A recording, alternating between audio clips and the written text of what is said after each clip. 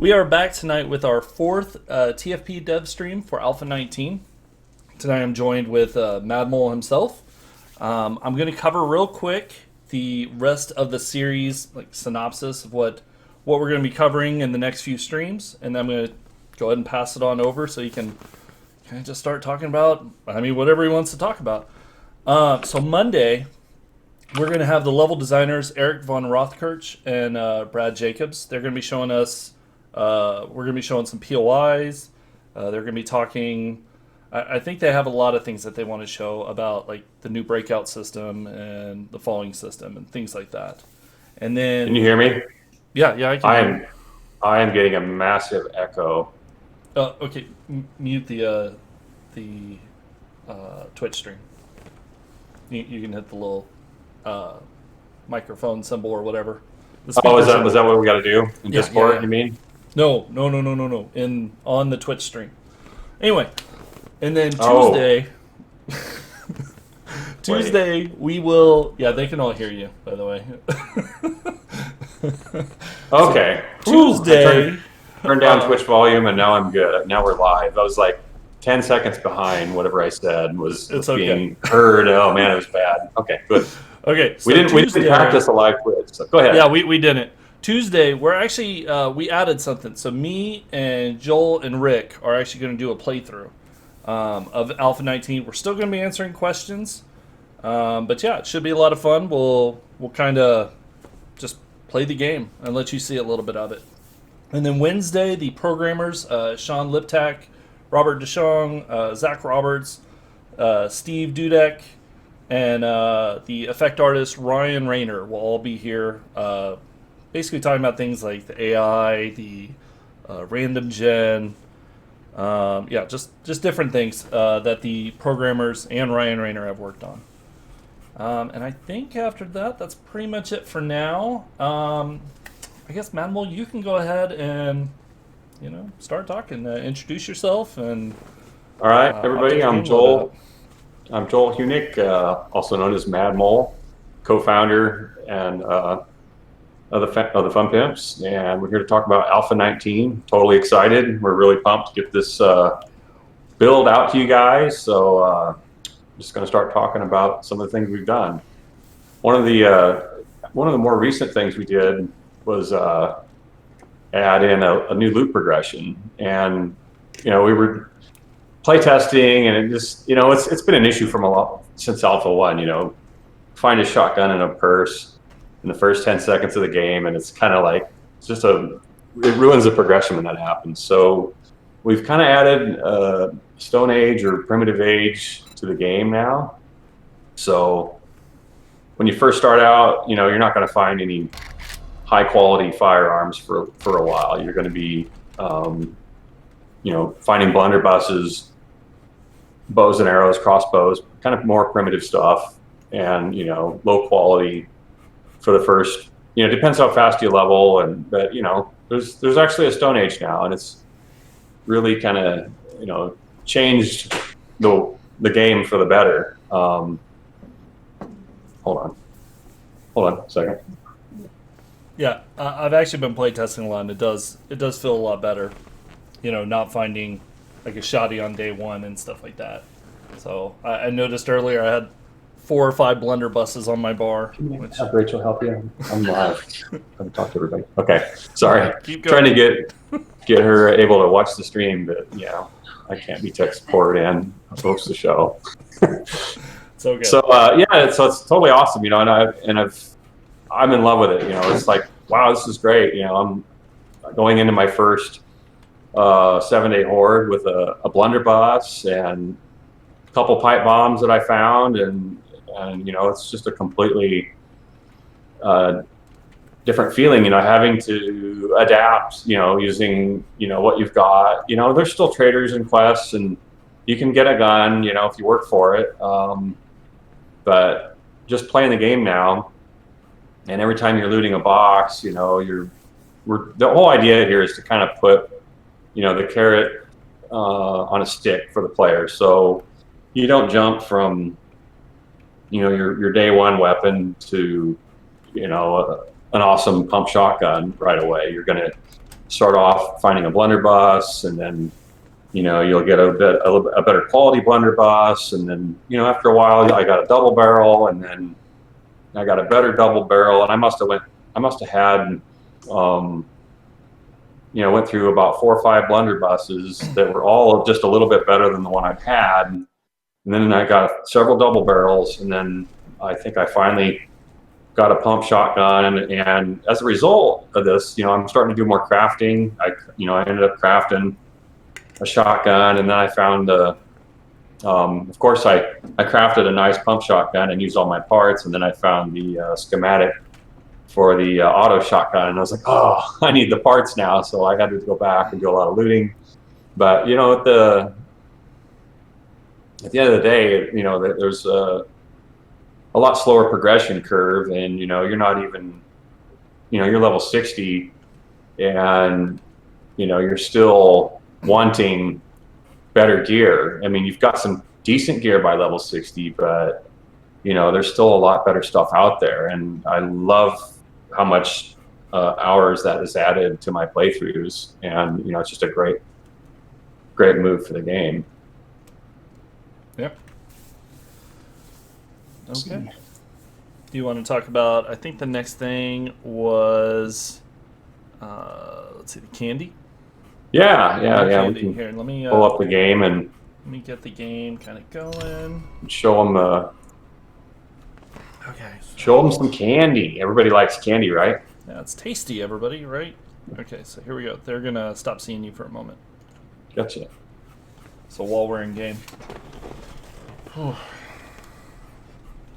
I should have made it where they just saw you whenever we were in game. I didn't think about it.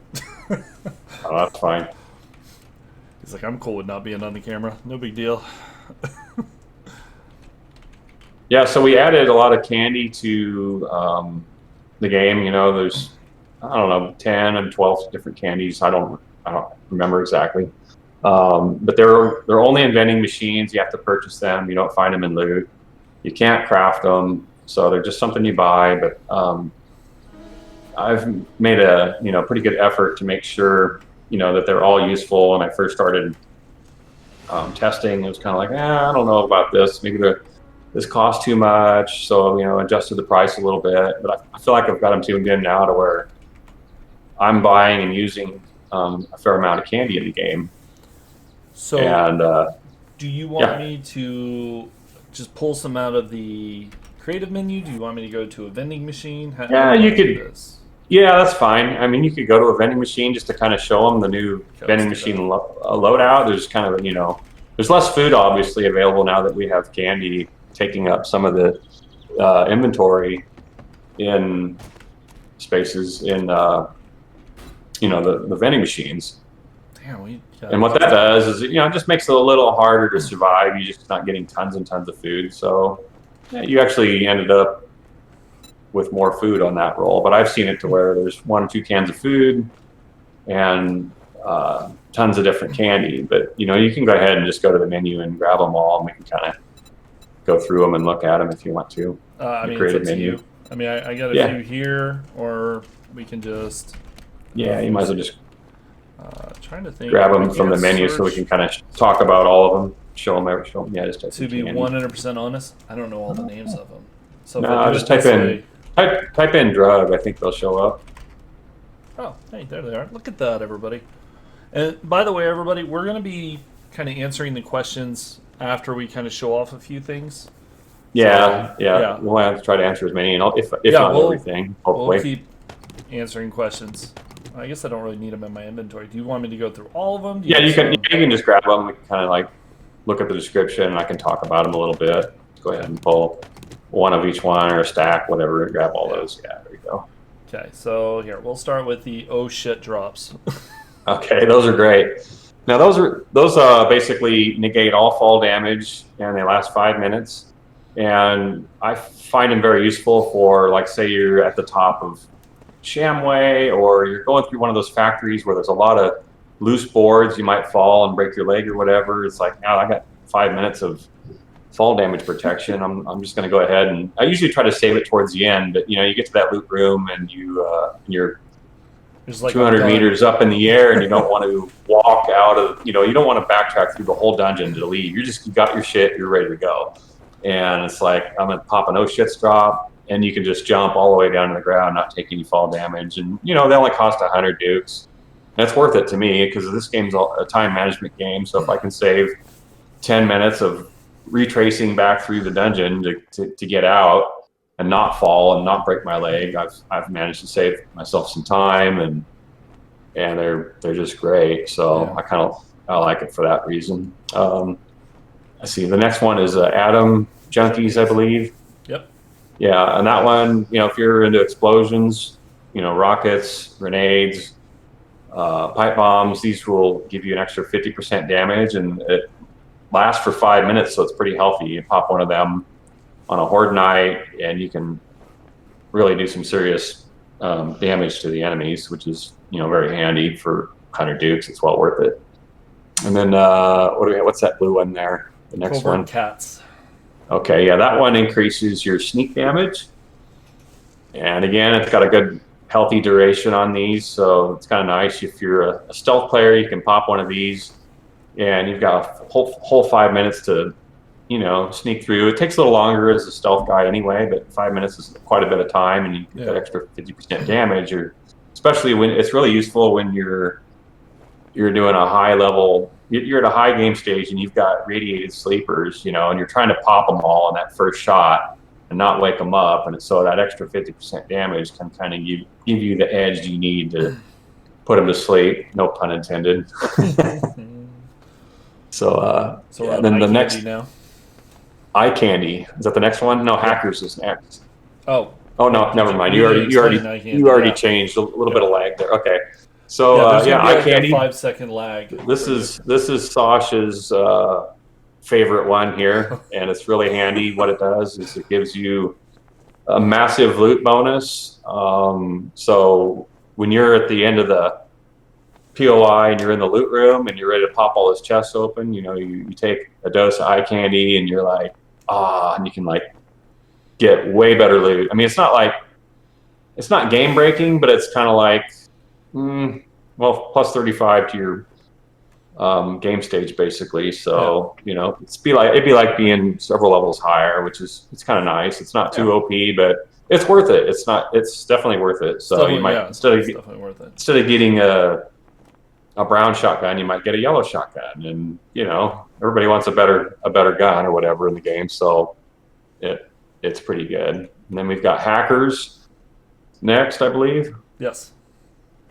And what that one does is increase your salvage, so you get 20% more resources. So if you're like, hey, I need a lot of mechanical parts for putting together something I'm trying to craft, you can go around and you just get 20% more resources. Lasts for 10 minutes. You drive down the road, and it's great for that. So if you're really wanting to stock up on parts, you take some of these. You're cruising down the road, and you can harvest a lot more resources. Yeah, pretty good stuff. Then the health bar, that one's pretty good. This one actually gives you 10 extra max health, which 10 extra hit points on top of your normal hit points is always good. And then the big one is the crit healing. You're going to heal if you have, which we're going to talk about later, is criticals. It's a big new awesome system. It's going to give you the faster healing on your criticals, and it gives you actual critical resistance. So you're actually receiving less criticals. And they all have a little bit of calories. There's like 5 calories in them. They're not going to fill you up, but it all helps. So it's kind of a nice little side benefit. We decided to give the candy a few calories. Jailbreakers, this one here, I believe, gives you 100% chance to lockpick. So you're at the end of that long haul, and you don't feel like you don't feel like pounding through that 10,000 hit point super chest. You just pop one of these, you put your lockpick in, and it opens every time. So guaranteed success. I think it's worth it. Some people are gonna skip over the candy. Some people are gonna, use it all the time. I particularly use it. I use several of them every game now, so I think they're pretty handy. Yeah, what's the next one, Lathan? The Nerd Tats. That one, oh yes, the Nerd Tats gives you a AoE shock radius. So if you're the stun baton guy, this will actually do like a chain lightning effect to nearby zombies. So when you get your shock hit, it's going to chain and hit and stun several of the zombies in the area, making your stun baton much better for crowd control. And 5-minute duration, totally worth it. Rockbusters. This is my personal favorite, or anybody who likes to build is not going to want to miss this one. You're basically you're getting 20% more harvest on when you're mining ores with this. So pop one of these, and interesting new. I guess we didn't even have food on the list, but let me talk about food real quick, and then we're going to backtrack to Rockbusters. Sure. One of the big changes we did to food was we got rid of food poisoning on all the healthier cooked foods. We still have dysentery, which you can get from eating rotten meat, and then rotten meat will give you what do you call it? It'll just take away some of your health, basically. So instead of getting sick and throwing up and losing all your food, you just eat something bad, and what it'll do is you'll lose some hit points. It'll say how many you're going to lose, and it's not as bad. But what the cool thing we have now is we've added a stamina bonus. Go ahead and grab some food from the menu, Lathan. Say bacon and eggs, and then get like the new gumbo stew just to show the difference there. Or like a steak. Grab a pile of steak, and gotta grab a few things here. Gumbo stew. What else? You get some sham chowder. Steak and potato, sham chowder. Okay, so I got. So we have each tier of foods gives you a new maximum stamina bonus. So if you click on that, that one gives you a 40 max stamina bonus. So that gives you, say you're a brand new guy, 100 hit points, 100 stamina. You drink that, eat that stew, your stamina goes way up to 140. So you can get in several extra power attacks. You can mine. And my new, until you get, the Sex Rex perk, you really can't do a ton of mining, especially with the two-handed pickaxe. It's really heavy and you get gassed out with it. But when I get ready to mine, I eat some gumbo stew or whatever I've got, the best food you got. There's different tiers of food, like a tier 1 Master Chef recipe gives you extra 10, and tier 2 gives you 20, tier 3 30, tier 4 all the way up to 40. So depending on the quality of your foods, you're going to get this extra stamina bonus. So the nice trick I do right before combat is I save my food right before combat or before mining, and then I drink some coffee with it. So the coffee gives you stamina regen speed. This gives you the max stamina bonus, and between those two, you can get a lot of extra. You can mine without getting gassed out for a long time, and you can also do a lot more power attacks in melee combat, which is super handy. And you can you can sprint away if you need to. You're not completely gassed out. So you can still gas out. It's not going to be a silver bullet to your stamina, but trust me, an extra 40 stamina is very noticeable. So it gives the player an incentive to craft the best foods in the game, which we really didn't have much of a reason to before, but in Alpha 19, I believe that foods have made a big comeback, and I really enjoy. They have a good question. How long do these max stamina bonuses last? Because there's no duration on them. They last quite a while. I think. Go ahead and eat one. You can eat one, yeah. Yeah, just eat that stew and see what it says. And that's another thing. You probably showed this to them already, but we have a new. So we get 7 minutes. Yeah. And this is show them the new hyperlink system. Any buff pop out over here on the left, you can click on it, and it hyperlinks you right to the character stats page. Go ahead and click on that. One of those. I did. And then it highlights the bonus, the stat effect that you just clicked on. So if anytime you've got something wrong with you, like a critical injury or a buff, or you just want to see what does this shoe do? What's this health thing? You can click on any of those, and it will take you right to the stat page and highlight the active effects, so you can see what it's doing to you. And I love that. It's just a kind of usability improvement that everybody's going to appreciate, because there's a lot of new criticals and you guys aren't going to know what they are and what this is, and you'll just click on it, and we'll get into that.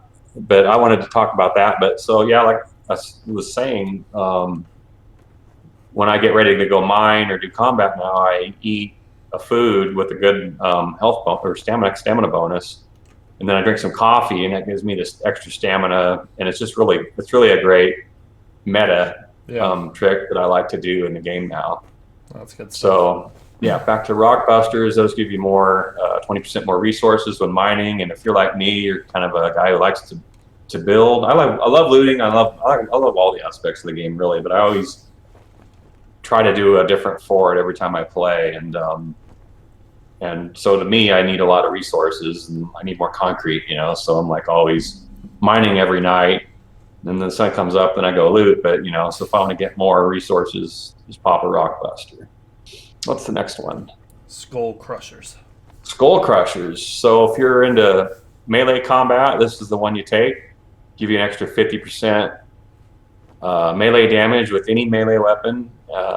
You got a 5-minute duration on it, so that's really nice. You do a lot of extra damage. If you're low on ammo, want to conserve ammo, you just want to use your mace, your bat, your knife, whatever it is, pop one of these candies and go kick some ass. Sugar We've got sugar butts. Ifs and buts for candy and nuts. Every day would be Christmas. That's what my dad always said. And I think that's what the description says. Click on the description ones. They all have kind of funny little descriptions too. We're just looking at the stats. If ifs and buts were candy and nuts, every day would be Christmas. Well, now it can be with one tasty Sugar Butts candy. Improves barter prices. So, these are great for the major purchases. I also take them, I think when I'm like, I have a bunch of stuff to sell and you're trying to maximize your transaction, and get more coins. So I'll take one of these and get, you're wanting to buy that motorcycle or a Jeep, something really expensive, an extra 10% off is huge. So it can save you thousands of dukes on a big transaction, or, if you're selling a ton of stuff all at once. And it's got a nice healthy duration, so you don't have to sit there and hurry and rush through your sale and accidentally sell your favorite shotgun. I think a few people have done that by accident. I think I've done that, so yeah. Yeah. So I think that's all the candy. That's all the candy. And we've talked about food a little bit. What's next on the agenda? Let me see. New weapons. Whoops, not that. New weapons. Or we could go into skills and then show the weapons if you want to. I mean, it's entirely up to you which order we do this in. Whatever you feel comfortable with, just start talking and tell me where to go. Yeah, go to the skills page and just go click on perception. So I'll just talking about the overview. One of the things we did in the skill balance, one of the reasons we wanted to rebalance it was there was just trying to be consistent with everything. We had a lot of perks that had 5 ranks, and it just wasn't enough interesting things to do with 5 ranks. Like for farming, for example, we just didn't really have enough stuff to really fill out 5 perks. So a lot of them just the bonuses you got were spread out over 5 ranks, and it just felt kind of like, this doesn't feel like it's worth it, or this is too many perk points spent for what I'm getting. It just didn't feel that balanced. So we took a good look at the whole thing, and we went through and just reduced some of them to just 4 ranks, and a lot of them just down to 3 ranks, just because all the combat ones are obviously worth it. They have 5 ranks. They cover crafting. They cover, everybody knows the combat. Their perks are awesome. So we left those alone. Those have 5 ranks. But some of the other ones that there was not enough depth in what you were getting for those to be, to warrant 5 ranks. So we went ahead and did some. Reduced it down, and I picked my 3 favorite, words. So we got burglar, locksmith, and safecracker. There's only 3 ranks now to be the best safecracker in the game. So you only have to spend 3 points, and we also, lowered some of the requirements for some of these too. So you don't need super high perception just to be the best safecracker in the world. And I think a lot of these smaller perks are going to become, you know, a little more enticing to players. Like, oh, you know, I could get that. Where before it was just kind of like, I'm not spending 5 points on that. No way. It's just, but you know, 3 to be awesome at cracking safes. That's got me thinking a little bit about it. So, Yeah. Infiltrator, we cut that one down to 3. That's the click on that one. Let's see. That's the There you go. landmine one. Yeah. Oh, now you can be a mole. Everybody wants to be a mole, right? A Madmole. All right, so that one lets you. It's the same as before, but we just kind of cut it down to just 3 ranks because that one just did not have enough value. No. And then we took the percentages and we split the differences and made them a little better. So in the bottom end, you're getting a little bit better, and the top one's the last one's the same as the rank 5 one was, but you know, we cut rid of some of the fluffy ranks in there that just didn't really do that much. So Animal Tracker, same thing. We cut it down to 3 perks or 3 ranks for that one. The Penetrator has 4 instead of 5. Lucky Looter has always been a good one, so we kept that one at 5 ranks. And then I believe Treasure Hunter is a new one. That one used to be part of Lucky Looter, did it not? Yeah, I think it was. That's the one with the treasure radius. So we moved that one onto its own perk because Lucky Looter was so good. It didn't need Treasure Hunter, so we made a new one for Treasure Hunter, and it's got 3 ranks. And what it does is you don't have to dig as many blocks for the new circle radius marker to kind of shrink in, so you can get that treasure just a little faster with each rank, which is kind of nice. And if you do a lot of digging, or you're one of the kind of guys who likes to do the random lost treasure quests, those are great because those have some really good loot. I always kind of blew those off, and then I did one for the heck of it, and was like, hey, I got a lot of money from that. That was pretty awesome. So I don't really pass those up anymore. Yeah. But and it's great for that. You know, it's just time saver. You know, this game's all about saving time. Time management's a big aspect of 7 days. So anywhere where I can, you know, optimize my game and get things done quicker, I think it usually pays off, because then you got more daylight. Maybe you can loot another POI now. And okay, so salvage operations, we left that one alone, and let's go to strength. Okay. So flex that gun, Lathan. I don't want to show off. Yeah, put me to shame. Yeah, I don't want to do that to you. Let's just keep it, you know. Anyway. All right, so the first big change you're going to notice is heavy armor. And that one used to be in Fortitude, and we decided to move it over to Strength because Fortitude just had so many awesome things that and then, you know, strong guys can wear armor and stuff and carry it and handle moving around in that heavy armor. So we thought it made a little more sense to move it there. So we moved heavy armor, and we reduced it to 4 ranks because it was another one where almost everybody wants armor, and so why make it cost so damn many points to get into it? And you know, everybody's going to want it. So in the top rank, what do you need to get rank 4? That one, is it 7 of which one of heavy armor? I think the requirement I think is it's 7. I think most of them seem to be 7. Yeah, the non-combat ones, I think most of them stop at 7. So yeah, it's not that you need that. I've worked around that with if you get enough bushings and an athletic jacket, you can move just great in your heavy armor, and you don't really need the heavy armor unless you want to craft it, which I've actually been doing a lot of lately. You know, with the new rebalance of, you know, the progression and stuff, you know, I'm wearing scrap armor, and, you know, like I think I was, you know, I'm wearing all kinds of bits. I had a little bit of steel, and I had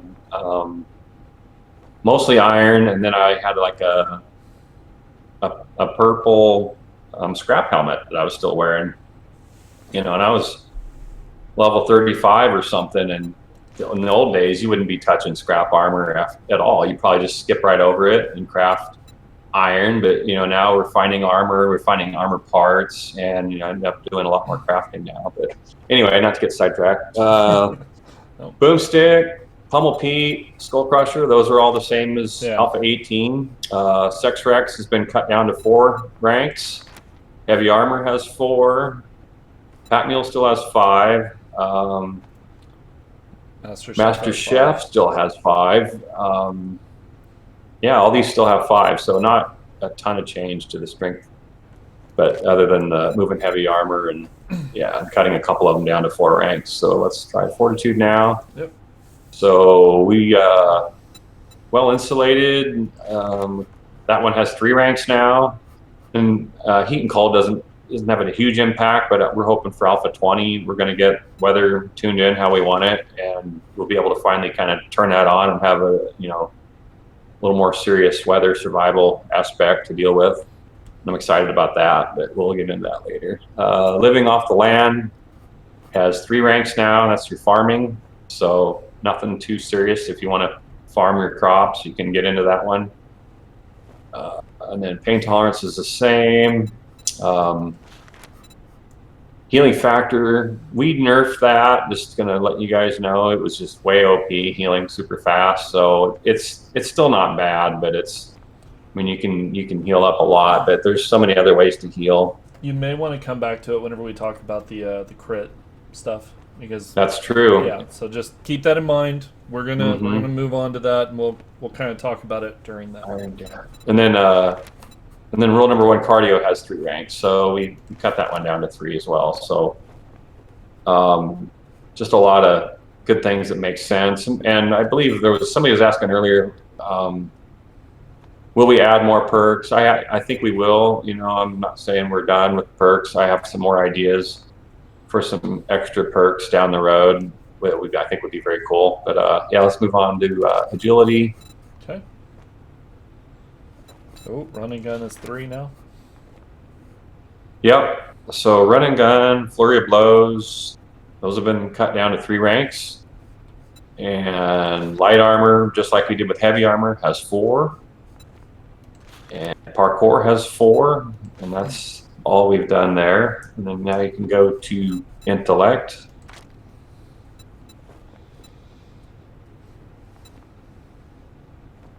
Okay, so daring adventure, that one's got 4. I don't think charismatic nature ever had 5, so that one's just the same. And physician just has 4 ranks now. And that's pretty much it. That covers kind of the perk overhaul. We got rid of science, and we kind of distributed its perks to the other intellect trees, whichever kind of made sense for them. So moved a bit of them to want to either here or to physician, so that takes care of that. So yeah, let's show them some weapons now. Do you want to discuss the perk books that were added, or do you? We got save that as a surprise, or no? Let's go ahead and show them. Okay. So we added a ton of books in Alpha 18, and we just didn't really have time and bandwidth to do everything. So we added 3 new perk books to this alpha to try to round it out and make it more balanced. So we added 3 new ones. Yeah, where's bar brawling is the first new one. Oh yeah, that's a great one. That if you like, right up my alley. If you like fists, then this is your knuckle rubs. Then bar brawling is the way to go. Oh, and this man, book, don't get them started. Do 10% more damage with knuckle rubs. Oh Jesus, they're gonna be just hashtag knuckle rub. Spiked knuckle rubs, leather knuckle rubs, brass knuckle rubs. Oh man, that's... All right. But no, this is for using fists and brass leather knuckles and spike knuckles. Yeah. Steel knuckles, I guess we call them. This is good stuff. I like all these. So yeah, this one gives you an extra 10% damage. Sprinting power attacks. I love this one. The number 2, sprinting power attacks can knock down your opponent. Oh yeah, no, that's good. So you come running in and you punch them, and with a power attack, and it's just awesome laying them out flat. It just feels Rolling really builds are great. my favorite, so this is awesome. Yeah, I can't wait to do another. I've been doing a strength build just because I kind of wanted to check out all the balance of that, and I've done a lot of fortitude games, but I'm ready to get back to fortitude after this current character and do another fortitude build, because it's just my favorite is using those knuckles. It's just so much fun getting in their face and fighting them. So gain 5% damage with each kill, up to 15%. So that one's kind of like what's it called? Killer Instinct. Yeah. So basically, I think you've got 10 seconds, so it kind of forces the player to kind of engage and kind of keep going, because you want to keep that extra damage bonus going. So you kind of get in there and get into a fury and just kind of keep wrecking guys, because I got this extra damage bonus. A little pop up on the screen shows that lets you know that you've got the extra damage, so you can kind of keep running with it and having fun. So number 4, we do extra damage to knock down and stunned opponents. So Finishing Moves is a great book, because basically once they're down, they're taking 20% more damage every hit. So it just kind of helps. Again, it causes the player to engage, knowing they have this little window of opportunity. So that's kind of the way I design these. Is I like perks that make the player have risk and reward scenarios given to them. So let's see. Next one, Adrenaline Healing. I love this one. Recover health in combat with every punch. So every time you punch somebody, you get 1 health back. So again, we're teaching the player to engage, and it's just like, I'm just gonna sock it out with you, and one of us is going down, sucker, and and it's just a lot of fun. So this book set just enhances an already great character build, but I just love this book set. Number 6 is, what's it called? Sucks you got to hover over to read it. Rage Mode. So after getting hit, brawling attacks are 20% faster and increase your movement speed by 10%. So it gives you a nice little boost, which is nice. So you might get hit and you need to flee and backpedal. This will give you that little extra edge to kind of evade damage for a little bit. Number 7, drinking beer no longer blurs your vision, but your speech is still messed up if you're lucky. And your buzz lasts twice as long. That's awesome. Nice. So you load up on beer, and then you eat some of that candy that increases your combat, and you just do insane damage. So it's kind of nice. I love that your screen doesn't blur, so it's kind of like you're so used to drinking that your buzz doesn't just destroy your vision anymore, and it's just really nice now. So I love it. And then the 7th curse, that's the completion bonus. Unleash your inner chi with this ancient martial arts technique. The 7th unarmed strike, landed in a short time, does 300% damage. So this again, kind of, you want to get that big damage bonus. So I think it's going to keep players engaged with their enemies and just keep throwing punches, so that they can get these big, huge bonuses. And say you're normally, if you were surrounded by some ferals, but I've got that 7th curse, I'm going to unload it on them and land that kill, because 300% damage is going to pretty much wreck anything almost.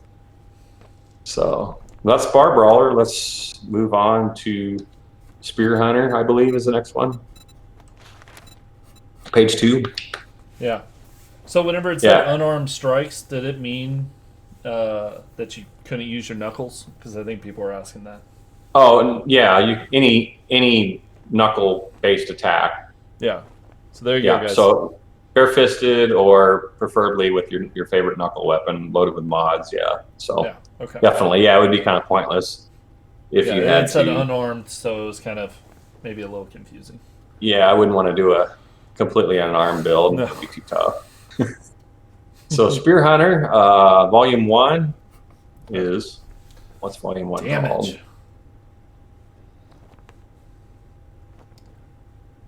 You might have to refresh. I think you're getting a little out of sync.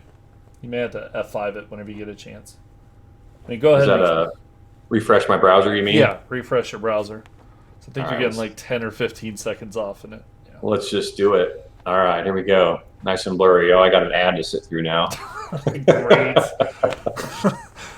Oh man. Okay. Well, All right. sorry everybody. So, I decided I wanted Madmole to watch an ad. It's like, you know what? yep. That's what he needs to do. Gotta pump some revenue to your stream. That ad I don't get revenue. anything Okay. for that. Oh, that sucks. All right, we are back. You do 10% more damage, so perfect your form and aim to maximize damage. All right, so number 2, spears degrade 20% slower. And then number 3, that one unlocks steel spear crafting, which is awesome. Number 4, we have strong arm. You're going to increase your projectile speed and your range by 15%, which is awesome. Throw your spears a little bit further, and they actually fly quicker, so they're hitting their targets, a little sooner. Increase your attack speed by 10%, and then number 6, we've got thrown spears can slow the target, which is really handy. You can kind of slow them down with that one. Number 7, we've got punctured lungs, isn't it? Or no, that's number 6. Number 7 is deadly combo. Hits with spears scored in quick succession do 10% more damage per hit, and it scales up to 30%. So you keep hitting them, and you're doing more and more damage. So some pretty good perks there for your spear enthusiasts.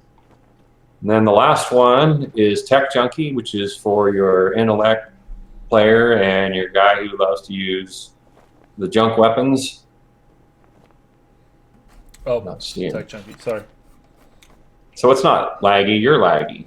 At that time I was. Yeah. That time I was looking at that and it said the power attacks do more damage to down targets, but isn't the power attack for the spear a... Oh, yeah, the completion bonus. Your head blocking the thing. I can't read it, so you'll just have to tell me what it says. Can you see it now? No, your big melon's in the way. There you go. Power attacks do more damage to down targets. So kill move, basically, yeah, you can... Yeah, but... what are you doing under there? Okay, anyway, let's move on, everybody. Attacks to down opponents do 50% more damage, so that's a good guy to have. So you get them all, and it's all the bonus ones are always really good. So anyway, let's move on to Tech Junkie. Okay. We are there now. So Tech Junkie, we have robotic weapons do 10% more damage. Number 2, robotic weapons and stun batons degrade 20% slower. Number 3, you can craft armor-piercing robotic turret ammo. I don't think we had that in 18. We didn't have any special ammo. We just had the plain junk turret ammo. So now you guys have got a huge ammo upgrade. So you can get the armor-piercing stuff, which we all know is very good against the armored opponents, like the soldiers and the tougher zombies. Number 4, this one's very cool. Craft robotic turret shells. Basically turns your turret into an automatic shotgun. So it's going to not have as much range, but it's going to have that wide pattern for just doing devastating more short range damage. Something you can try out, see if you like it. If not, you've always got the junk turret ammo you can go back to. But I think a lot of people are going to like the shotgun upgrades. Number 5, craft stun repulsor mods. That sounds cool. That is a very good mod for the stun baton. When you get the charged hit and you hit a zombie with it, they kind of ragdoll. So very cool stuff. Kind of gives you something to look forward to with your stun baton. Nice mod for it. And then number 7, increase the rate of fire of your robotic weapons. So that's basically your junk sledge, your junk turret. They're going to have a faster fire rate, which always comes in handy, more DPS. So, and then the completion perk. Yeah, go ahead.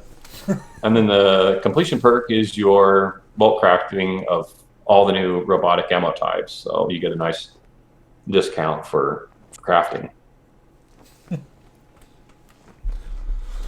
Okay, that's pretty much it. Yeah. That's it for the new books.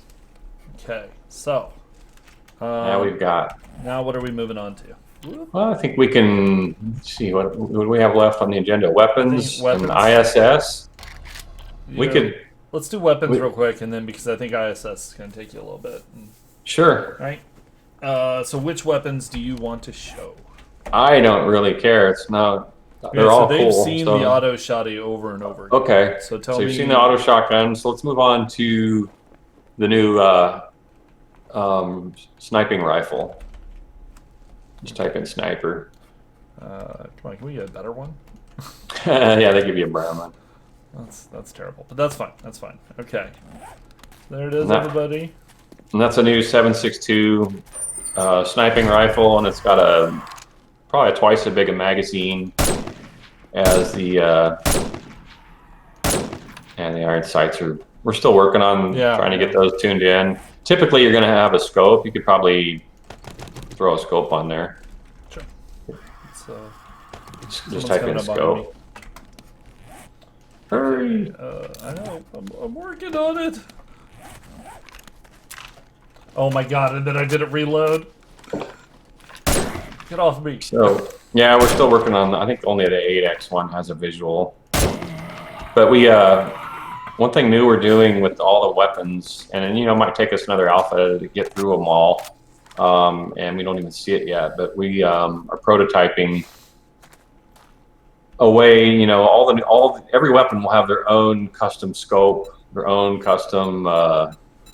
All the attachments are basically built into the model, and we're still kind of working on getting the kinks out of that. But like you saw in the concepts, we've drawn up all the scopes, and God, I can't even think of all the visual mods, silencers, flashlights, hollow sights. Everyone has their own custom model made to fit and look good on the gun, and not just the same one kind of shoved onto an existing weapon. So you guys are going to see fantastic visuals on the upcoming new firearms that were made specifically for these firearms. So you want to see the vulture now? Oh yeah, the desert vulture. I don't think. These are gonna be much better when you get all the perk books and you get all the perks and you spec into something. So obviously your damage, and that's a fully modded one. Yeah, so you got a silencer on there and everything. Okay, that might be a bug because that's probably just the new stuff, and it's not completely. It's not completely. We haven't got all the kinks worked out of the new attachment system yet. But yeah, we've had a lot of bugs with the legacy attachment system, and so we kind of engineered a whole new one. Oh god. Okay, no, can't go that way.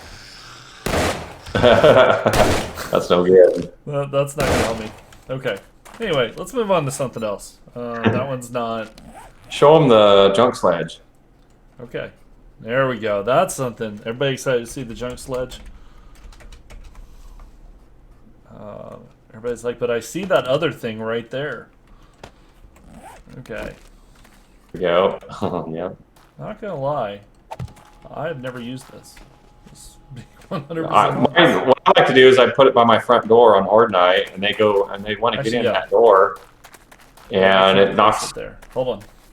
And it'll knock them down, and then they're laying flat, and then you can shoot them. So it's kind of nice to have it, near the door of your, and you can use it in first person too. But I like to. Is anybody in there? I can go in and wake them up. Okay, how about this? Why don't I just spawn some in there so we can see it happen? So we know they'll come in this way. Yeah, I would just back it up a little bit so you got room between the door and them. Pick it up, and that'll probably work too. Okay. Yeah. I was talking about, if you were like.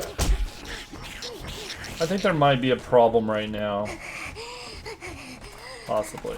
But yeah, it didn't. Here, let's go past it. Come here, guys. Or gals. Come back in here. Okay, so you get the point. I mean, that's what it's supposed to be doing. Yeah. So you basically position it near a doorway or wherever. I just kind of kite them around. Remember, this is going to be the first junk weapon, robotic weapon that you find or can craft. So it's low tier. It's not meant to be. Basically, the junk turret is a tier 2 weapon, and that's what you guys got first. So this might seem underwhelming, but It is the lower tier, though, guys. So, yeah, it is. Yeah. It is the very first junk weapon you get, and it is pretty handy. And I think it's there's a bug recently. It's not knocking people down like it's supposed to, so we're working on it. Yeah, but basically, it's pretty cool when it's working. And like I said, I put it by my door on Horde Night, and it just sits there and it knocks guys down, and it's kind of nice because then you can beat them. It's like when I'm clearing a POI, I think it's just not working right. Yeah, it's not working right. That's fine. It hit her, but it didn't really knock her down. Yeah. And usually it kind of knocks one down, and then you can kind of club them while they're down, and that's kind of the intended use case for it. Yeah. But it looks cool. It's got a neat little smiley face on it, and if you look up close, and like I said, we're still haven't even hit experimental, and we've got a few bugs we're working on, but I think you guys are going to like the junk Sledge. Yeah, it's pretty cool. It'll be resolved. I mean, it's definitely useful. Yeah. No, it's not going to like clear a horde for you, but but it's good enough to keep one zombie kind of pulverized while get him down so that you can finish him off with or keep one busy while you can fight another. So it's kind of it's just like the junk.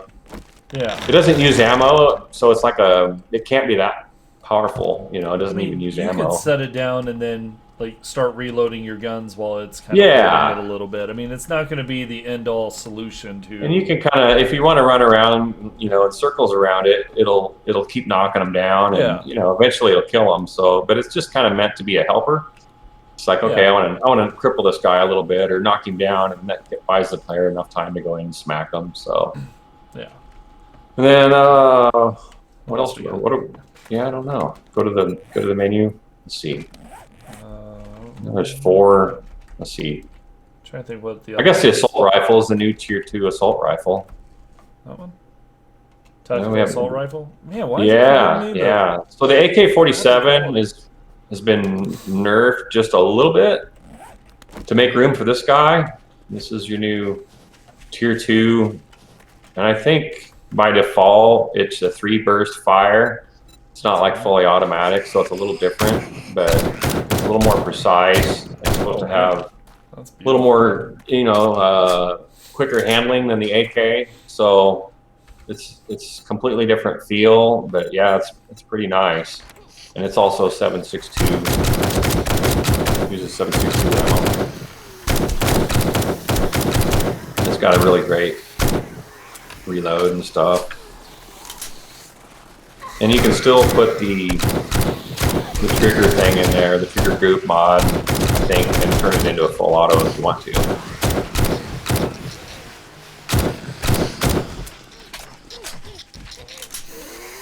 It's a lot more impressive with sound. Yeah, but you can see it doesn't have a ton of recoil, so it's definitely they can hear it. Nice. It's definitely. Oh, they can hear it. Yeah, they can hear it. You just can't. Yeah, but you have the stream muted. Yeah, they can hear all the sounds and everything. Gotcha. I was like, so they're hearing the nice sounds. Okay, cool, good deal. And then let's see.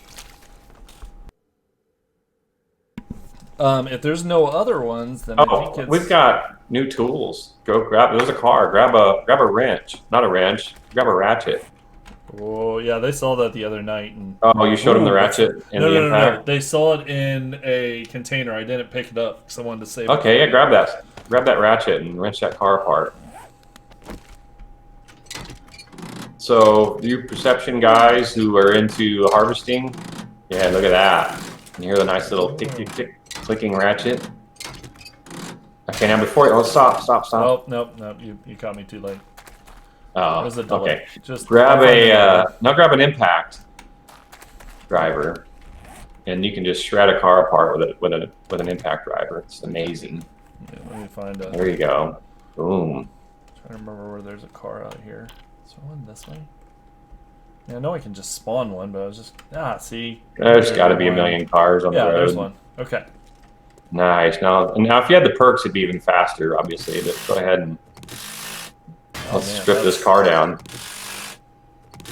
Yeah, and you get the perks and some mods in that thing, and it's like bam, bam, bam, done. You're down the road. You got your engines. You completely stripped the car out.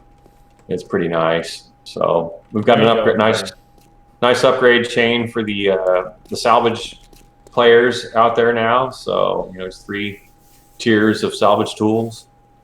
Yeah, I love this. Yeah, I love it. It's just great. So let me think. What else did we got? What else you got? See, I'm trying to think. Go open the menu up. Let's type in gun. Let's see. I mean, I can show the auto shotty again just because some people may not have been here the other night. That's fine. Yeah, you can grab one of those. Not a brown one though. Come on. I know. Every time I grab something that I want, it's like, oh, I'm gonna give you the brown one. Let's just do. Let's type it again. And hopefully, there we go. Well, fine. Okay. Not much better. No, not really, but that's fine. Let's.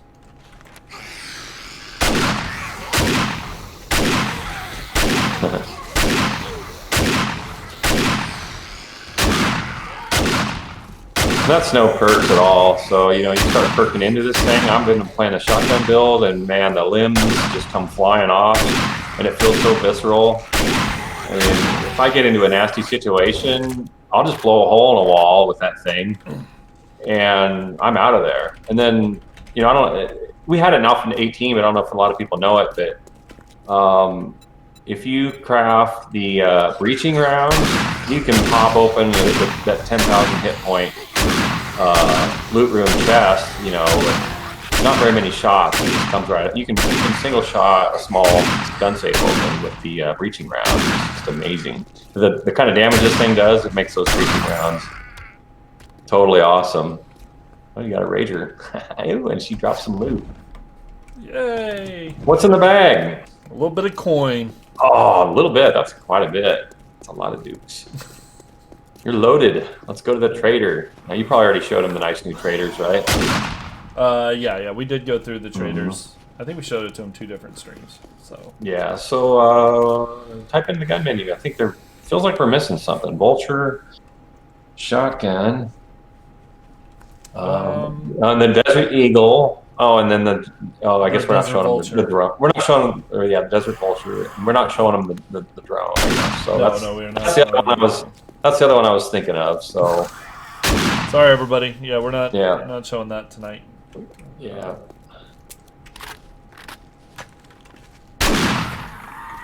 So yeah, I guess at this point, the only thing we have left is the ISS. So if you want to start, take it away. Yeah, sure. So the Integrated Survival System is what ISS stands for, and it's been in there since Alpha 17. But we listened to a lot of players' feedback and watched a lot of new players play, and a lot of people just didn't understand it. Your max health would get hurt, and nobody knew, how do I heal that, or how come that isn't healing? And it just wasn't very intuitive. I'm gonna make it where they can see you. Just letting you know. What's that? I'm making it where they can see you. So. Oh yeah, I got a little too close to my screen too. It's okay. There wasn't any point to keep on the game. So yeah. So it just wasn't the most intuitive system. So we kind of we didn't completely gut it, but we redesigned it, and so we moved the food and your water bars to the HUD. A lot of people are going to appreciate that because there's been a lot of food and water mods for a few years now. So I had a strong arm Rick to put that back in, and finally I got him to concede on that, and we're all happy. I love having the food bar, but it's definitely more needed now than ever, I think. So it was a good time to put it back in. But anyway, the big thing was, we didn't like you always get this micro damage from getting hit. Your max health would take a hit every time you got hit. You'd lose a fraction of your max health, and so it was this game loop of spam spamming bandages all the time. And, you know, it wasn't that great. So we can do better than this. So we come up with a new critical hit system. So, and we kind of, you know, wanted to model it after real fighting, like, you know, wanted to avoid that cheap first shot that nobody likes where, oh, I'm stunned or concussed, or, you know, I broke my leg on the first hit fighting this guy. So we kind of really beat down the chance for you to get a cheap hit on the first strike. And we added a whole bunch of new criticals to the game. So the critical injuries, you can get, you know, the stun, we've got infection, concussion, we've got a broken arm now, and then there's the classic broken leg that's still in there. And I can show you all this in just a second. I just wanted him to have a chance to kind of explain before we went back into the game and show it.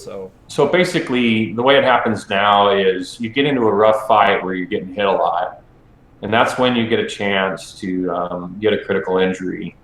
And the critical injury will take away from your max health, and, you know, all the way up to about 25 points, depending on the critical. The bigger, nastier ones are 25. Some of them are smaller, but dynamic, like abrasion is a critical injury, and it might start out like 5 or 6 abrasion points, but then you get hit again, and oh, now it's 10 or 12, or, you know, you get hit again, now it's up to 15. So it's kind of growing or shrinking based on how careful you're being. And there's different treatments, you know, for each different critical. You know, vitamins will cure weakness, you know, a cast will cure a broken leg, or, you know, it'll treat it anyway. You know, we've got all the antibiotic medicines for the infections that you can take. And anyway, so we wanted the players to have these interesting problems to solve and interesting choices to make. So I was doing a tier 5, you know, shotgun messiah, you know, in playtesting recently, and I went in through a room, and all these zombies kind of fell in through the ceiling around me, and I was stuck and I couldn't move, and I got the crap beat out of me, and I killed them all, and I survived, but I had like 3 or 4% health left, and I had this big list of criticals on the side of my screen. And I was like, wow, and I healed up the best I could, but I had so many criticals, you know, my health was only like 60. I'm like, I don't know if I want to try to, should I soldier on through this POI and with 60 max health and try to beat it, or should I lick my wounds and go home and play it safe? And I, you know, being the tough mofo that I am, I soldiered on, and I ended up getting wrecked later. And it was like, oh man, I should have just left when I had the chance, you know, to go back and get my bag. But anyway, it's kind of fun because, you know, we all have that late game I'm invincible mode. You know, you've got good armor, you're pretty good gun, you got all the perks maxed out that you wanted, and you know, you're feeling pretty confident. And what this does is, you know, it kind of gives you that, it shakes you up a little bit, and it's like, oh wow, I got the crap beat out of me, and I need to heal. I need to go home and play it safe and go mine and heal for a while, or I need to go take some medicine and get this treated. Then they all go away pretty quick if you treat them. Some of them go away instantly if you treat them. But yeah, there's different treatments for the different criticals, so it kind of creates an interesting dynamic, and, you know, it's kind of nice to me. I always like my game as hard as it can get without just murdering me. You know, it's like I want to survive, and I want the players and to tell this story about, yeah, you know, I was going through the POI and I got all beat up. I got a broken leg and I had a deep laceration. I was bleeding, and it was tough, you know, but I barely survived. You know, it's those stories that you win by the hair of your teeth that are memorable ones. and I've had a lot of them testing Alpha 19, and just a lot of fun. I mean, this build is something special. I'm really excited about it. And anyway, yeah, Lathan, why don't you? So you want me to pull it back up so we can just get let the you crap beat out of you? Yeah. Yeah, go get the crap beat out of you so these guys can see. Okay, so here, let me. Some criticals in action. Yeah. Okay.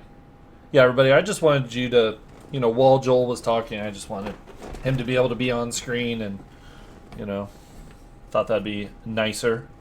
So let's do this. They did say something while you were talking. We forgot to show the battle axe. Oh yeah, there's loads of new models, actually. Yeah, the battle axe. All the melee weapons have been redone. I mean, some of them look similar, but they've all been kind of redone. This thing is nice. Here, did you show them the tier 3 club? Wow. Oh. So I have buff me on, which gives me all the perks. So don't expect that you starting out at... Yeah, your first axe isn't going to do that, but late game when you get all the perks. Yeah. Did you show them the club?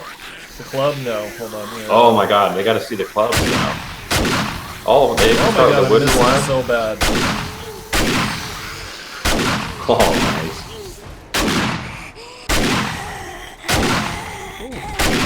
So that was great. Oh. I shot through one and got the other one. Yeah, the penetration stuff is great. I shot through a door and murdered the zombie. It was so awesome. They were like, I was doing the door. I was fighting a zombie. I think it was today. I was playing, and I shut the doors to kind of, and then I popped it open. But then I shot without. I didn't open the door in time, and I fired, and the zombie died on the other side of the door because the bullets went right through the door and killed it. It was pretty cool. I love the penetration stuff. So everybody that CC or whatever it was that shows that has a %, that's just a testing thing that we have on. I don't think we're that's so you not going in the main build or anything, right? No, that's just a debug tool just for us. Yeah, that's just a debug tool for us to make sure that the critical system's firing and working right. Okay, so the club, let's see. So it looks like you got a sprained leg, and you got infection. Yes. I mean, here, let's go ahead and real quick. So see, it says your max health is lowered by 21.4. So it tells you here, gives you the time of how long it's going to last. Yep. And he's lucky. He got away with a sprain. A break takes a lot longer and takes treatment. With this, you can just kind of walk it off. But if you jump right now, jump up and down. Oh, I was going to break my leg so they could see it. Oh, no, you don't need to break your leg. Oh, you turned on God mode. Yeah, I turned on God mode. Here, no, I have to break my leg now. If you jump on a sprained leg or sprint, the time will go up of your healing time. So you actually will slow your healing if you do the wrong things. Oh, and watch this, everybody. Watch the buff icon on the bottom left. So whenever I jump, see, it actually flickers a little bit whenever you get more time at it. Kind of lets you know you're doing the wrong thing there if you see it flashing. So he's jumping. I think if you sprint, you know. Yeah, it adds a tiny bit for the sprint, but the jumping is definitely that adds on. If it was low, I think 2 hours is the maximum. So if you were down to a minute and 50 seconds and you sprinted, it would go minute 51, minute 52. Yeah. But you're at the maximum time, so you can't really increase it right now. But yeah, so if you don't take care of that sprained leg with proper treatment, you're going to. It's not going to heal as fast. So we've got a fairly realistic. Kind of healing design behind this whole thing, and of course, you know, your health is lowered a bit, you know, so you're not as hardy as you were when your leg was good to go. So if we go back, it's a pretty nice simulation, you know, of all the damage and stuff. So, and you put that on, and now you've got 25 minutes, and you know your movement speed is better, and your max health isn't as bad, and that won't take too long to. You know, to heal up if you're careful. So You want me to get hit a few more times, see if we can get some new Yeah, ones? if you want to try out some other ones, you've got concussion, and that kind of blurs your vision periodically, and messes with your hearing a little bit. There's kind of some audio ringing and stuff when it flares up with concussion. So yeah, that CC is the thing that's not going to be. That's your kind of your chance to get one right now, basically. Yeah, so you got a laceration. Yep. And you're bleeding out, basically. And a regular bandage will stop the bleeding. Yeah. I'm not worried. And then a sewing kit or the big med kit will actually completely cure you from that. It'll get rid of it. Sewing. So once it's stitched up, it's basically gone. So you just have to get the stitches, and you're fine on this one. But yeah, this one's pretty debilitating. Sewing, yeah. Yeah. And then the sprained arm, I think it slows down your reload speed. Yeah,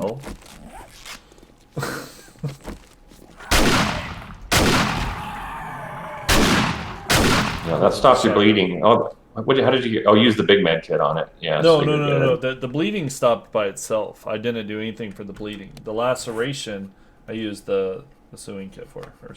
Yeah. Okay. Yeah. So that got rid of it. You cleared it out with that. Yeah. Yep. Oh, and it does treat bleeding. Yeah. Okay. Yep. So it's pretty nice, having all these different criticals. It's interesting. You don't particularly. It hasn't really changed my game style too much. I don't go around carrying because I don't carry. So. I don't carry a bunch of medical supplies around. If anybody's worried about that, you got to carry all the stuff with you now. No, you don't. It's just it's kind of a minor inconvenience to have one or two, but if you get a bunch of them, then you might want to rethink things. You might want to go out. If you have stuff in your vehicle, you can go treat it. Yeah, you're getting banged up. I was trying to get a different one. Yeah. Well, that's probably okay. I think they're going to get... There we go. There's something new. Okay. You got a concussion? Yeah. So that's going to blur your vision periodically. It just kind of has a random timer, and and where your vision will get blurry, and your max health is lowered, and painkillers wipes that one out. So you got to find some painkillers. Yeah. To clear that one up. Cool. Is there any? Show them the club.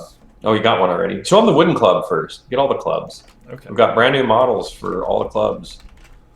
So there's that one. Wait, that's a baseball bat. And then there's a wooden club, and then grab the baseball bat. Okay. And a steel club. So then now you can grab some mods too. Grab the chain, grab the spike, and grab the barbed wire, because they all have new visuals for those. Okay. Grab all three of those mods. We'll just kind of show them the different mods in each one. Okay. There you go. Now grab your wooden club. Yep. Modify it. We'll put that one in. Throw one in there. There you go. Now grab that bad boy. There it is. There's the new wooden club model with a chain mod. Now you can throw spikes in it and show them. Or you can whack something too. Okay. Let's take that out. Let's put the barbed wire. So there's the barbed wire, everybody? Yeah, throw that in there and show them that. We've got custom visuals for each one. Look at that. It looks beautiful. Now you could probably just switch to the baseball bat, and they've probably seen the baseball bat and all the mods on it. Yeah, we've got custom mod visuals for every weapon. There's all these new weapons. Yeah, so they throw the spikes in. It looks pretty cool. And you can now show them the big steel club without any mods. Okay. So let me pull that out. Take care of her. There you go. Okay. And then you can show them the steel arm, like a crankshaft with some. Oh, that's got mods in it already, doesn't it? That's got the spike mod. Doesn't it? No. It doesn't. Oh, what's it look like with the spikes then? I don't know. That's a very. I usually use the chain, so I don't know what the spikes look like. I mean, it's definitely different. Yeah. Okay. Okay. Yeah, I'll put the chain in there. Okay. No, that's cool, right? There you go. Yeah, now you get chain wrap around it. That is awesome. Yeah, Artists, that actually looks really good. the artists have done an amazing job on all these new weapons. So yeah, we've got new clubs. We've shown them the new knives. We got brand new knife, machete. All the weapons have been kind of redone. Yeah, barbed wire mod. Nice. Yeah, that looks really That good. thing is my favorite weapon. It's just so awesome. Okay. Just really. So let's see. We got a hunting knife. Okay. So let's go look at I think there's a new bone knife model too. If you want to show them that. Is it? Okay. Let me like. Yeah, a new bone shiv. Let's get all this out of our. And then machete. And then the hunting knife, and then grab yourself a machete too. Okay. Let me do. Okay. Here, let's start. There's that. Yeah. Yeah, there's a new hunting knife. Pretty nice. Look at that. Sweet. New PBR bone knife, I believe, too.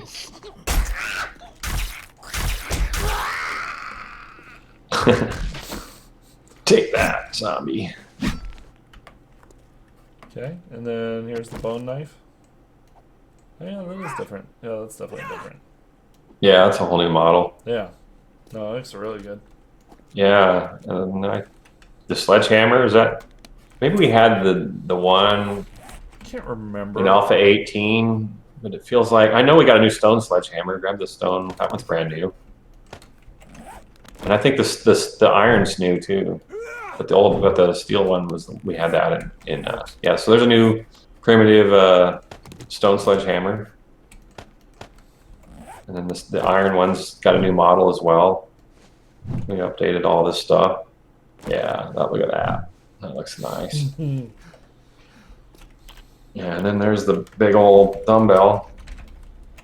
I see enough of those every day.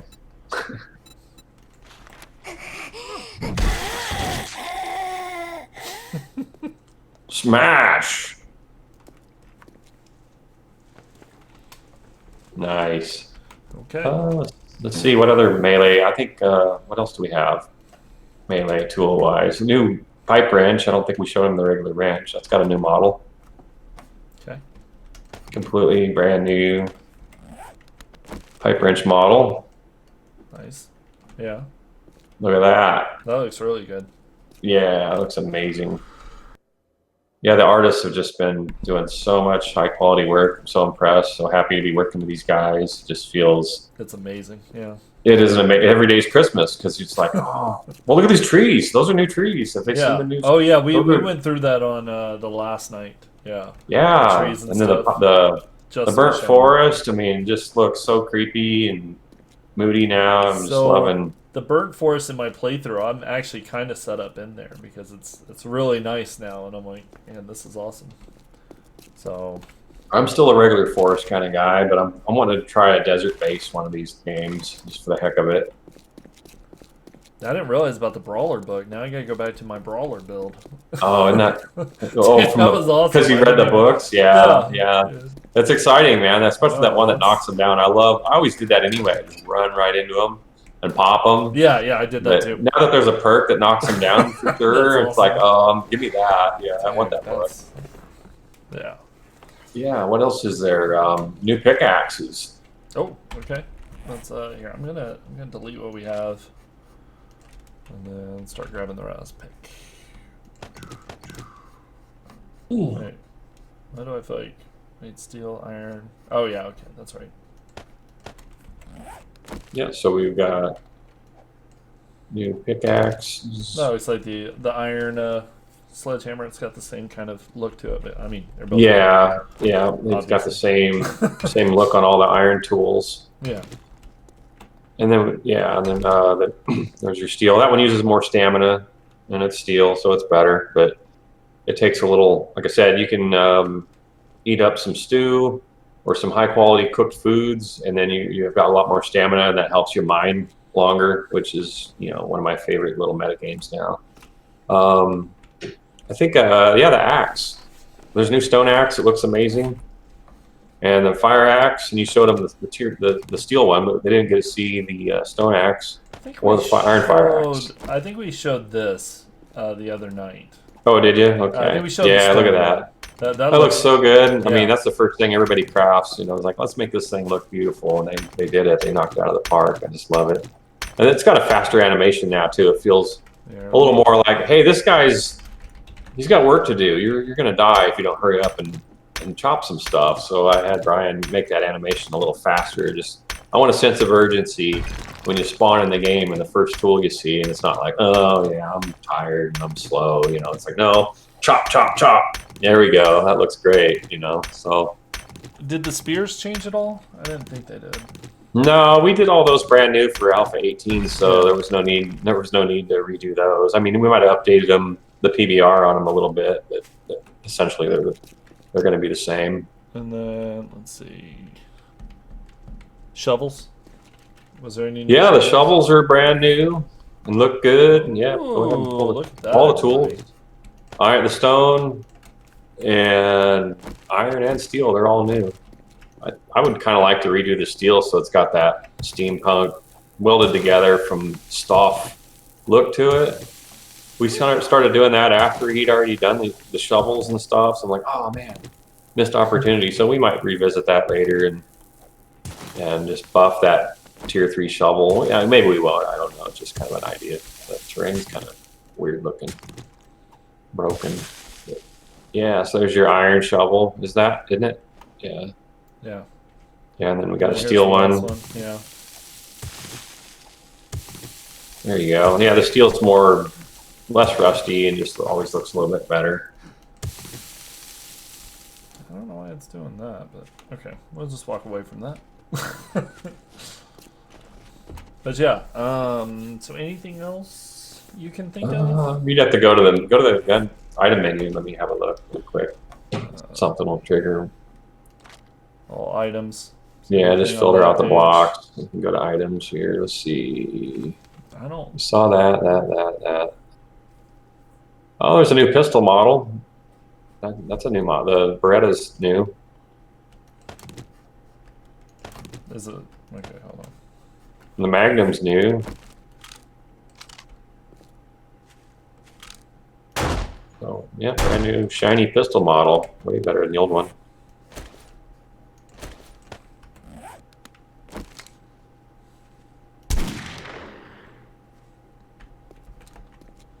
Looks fancy. Yeah.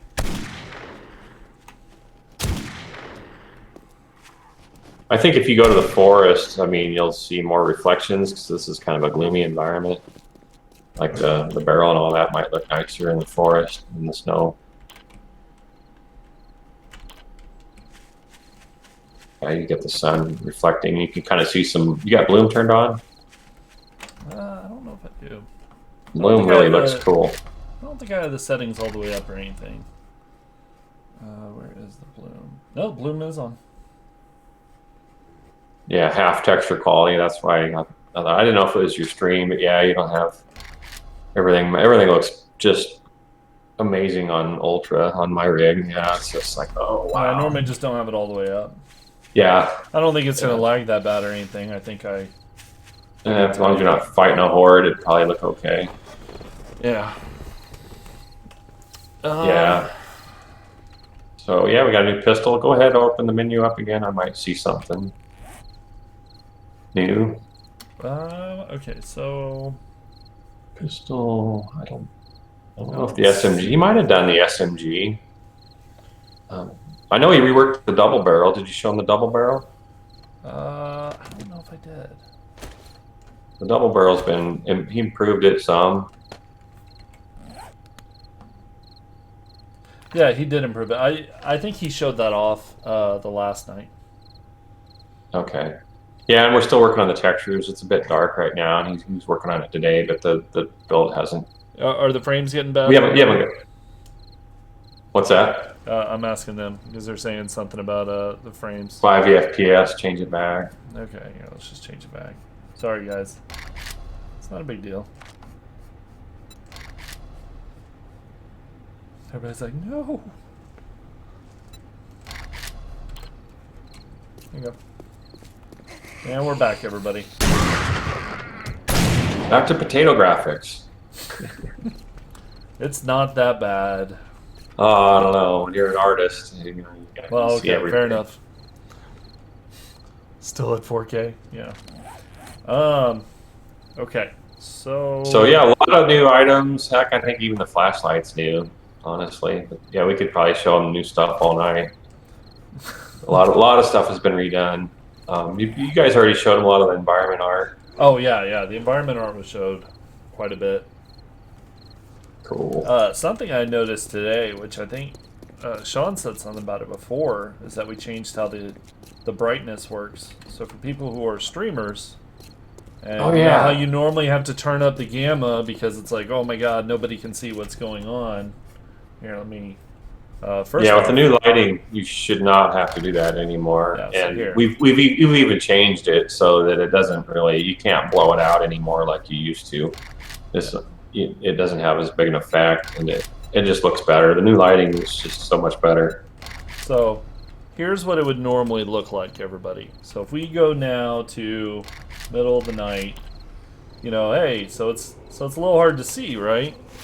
So most of the time as a streamer, you'll be like, okay, well, everybody's complaining that I need to turn it up. So now instead, you can come in here and you can say, well, how about we do, let's say 75. So now, even though it's still night, you can still see. It just changes the lighting to make it a little It doesn't blow it out and make everything white and gray looking. You still got color, and it's just a much better approach on how we're handling that now.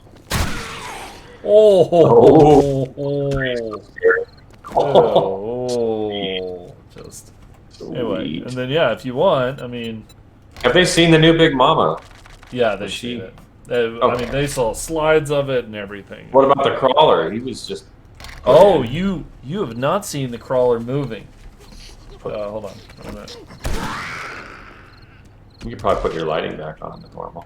Yeah, I did. Well, I just turned it all the way back up so that they could see it better. Which, I mean, I could just go to daytime. Let me find that crawler. Because we did show it in slides. We showed it with, like, we showed you a static view of it. Oh. Here. Steve Crawler. So there he is, everybody. Let's get down to his level. Nasty. That's him. It's like, where'd you go? Come here. Yeah, there he you does are. not like me being in the ground. Yeah, bugging out when you're below the ground. Yeah. Get to you. Well, I'm But like you can halfway kinda in see. the ground, so I mean he's. Yeah. But yeah, and that's him right there, everybody. Yeah. Very nice work. Okay, everybody, the HP bar that you're seeing is just because we're in God mode. We're using that for debug. That is not something that is just used for a debug. Okay. Oh, there's a spider. Someone wanted my attention. Speaking of the nighttime, But this is night. something yeah, I know. I said, speaking of the nighttime, Oh, speaking of. Okay. I added all the aggressive animals now spawn at night, so it'll help the new players a little bit, and those guys wanting to get a leg up on the hunting, they'll have to go out at nighttime to get the first crack at the new game that might be spawning. So, kind of a nice little twist in the gameplay. I think it's gonna play well that way. You're not gonna get day one slaughtered by a bear that happened to spawn in the forest. You know, but by the nightfall, game on, and so you should always be fearful of the night Yeah, in 7 days. I hear you.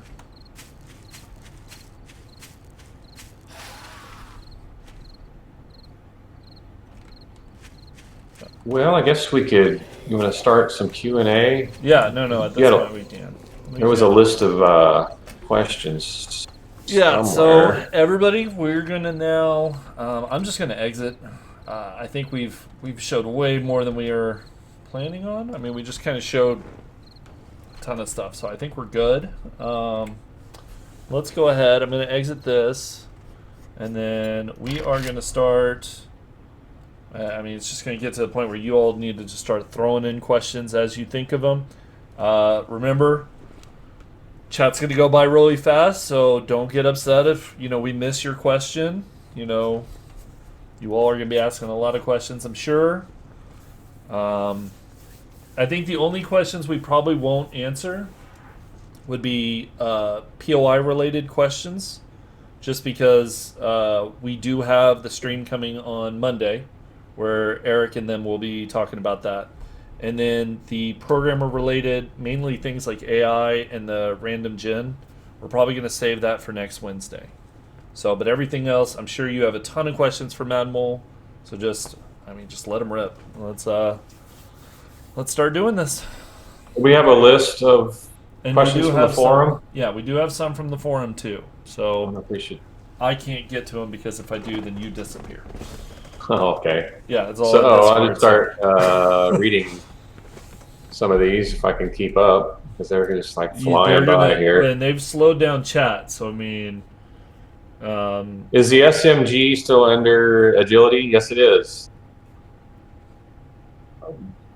Madmole, can we have burning blocks and trees? I want to catch fire to things. I want to burn down buildings.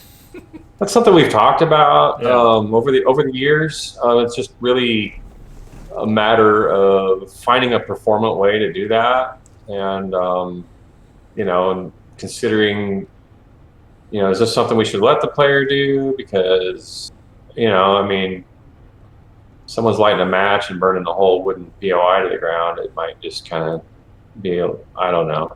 I'm not sure if we want to expose the game to that kind of lag, because it'd be like blowing a house up as the blocks are all burning and stuff. So I'm not sure we're going to go there. Have to talk about it. So will we ever get zombie children? I do not believe so. I think that was asked on the art night, and I think we said no on that night too.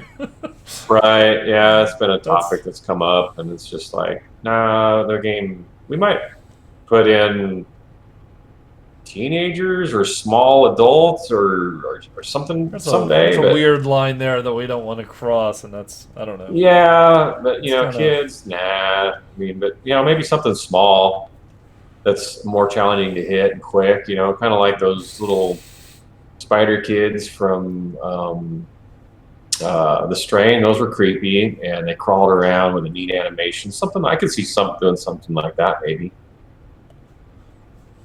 Okay.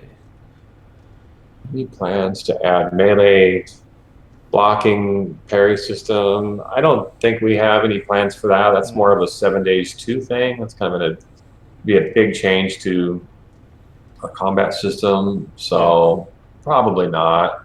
We've talked about it, and I'd love to see that, but yeah, I think it's more of a it would add too much scope, and we're wanting to polish up the systems we have and go gold as soon as we can. Yeah. And it's not really on the roadmap, so probably a no.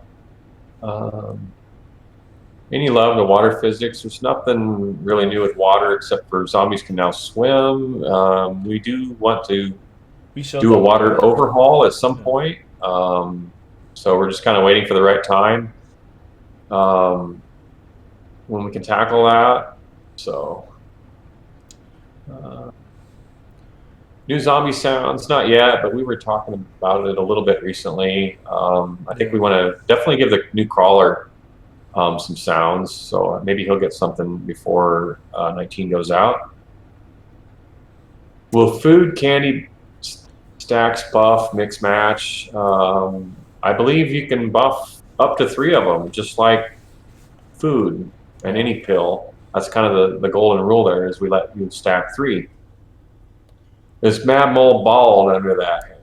Why am I bald? I'm seeing some hair, right? They asked Richard that like 2 different nights. Are you bald under that hat? I'm balding. It's getting a little thin back here. But, and every time they asked, he had to pull off his hat and prove it. Immediately. Yeah. It happens to the best of us. Is Lathan bald? No, this is once again a bald cap that I put on before every stream just to throw you all off. No, I mean if I you have a grew big it, bushy hair. is there anything there if you grow it out? I have to shave all the time to keep my head bald. I mean, I But still have like is this part that doesn't grow as well, like right the here. top is thin? That Okay. right there. But Like yeah, mine or it'll worse? grow. It's about like yours. Mine will grow to Okay. that. But yeah, Let's see it. Both sides. Let's see. Oh, I bet you dude, 20 bucks. I bet you I am 20 so bucks. much more comfortable just being bald. I mean, it's so I much don't- nicer. I don't have to worry about. It takes me like 3 or 4 minutes to shave my head and face, and then I don't have to worry about brushing my hair. I don't have to worry about any of that stuff. So much I don't nicer. know.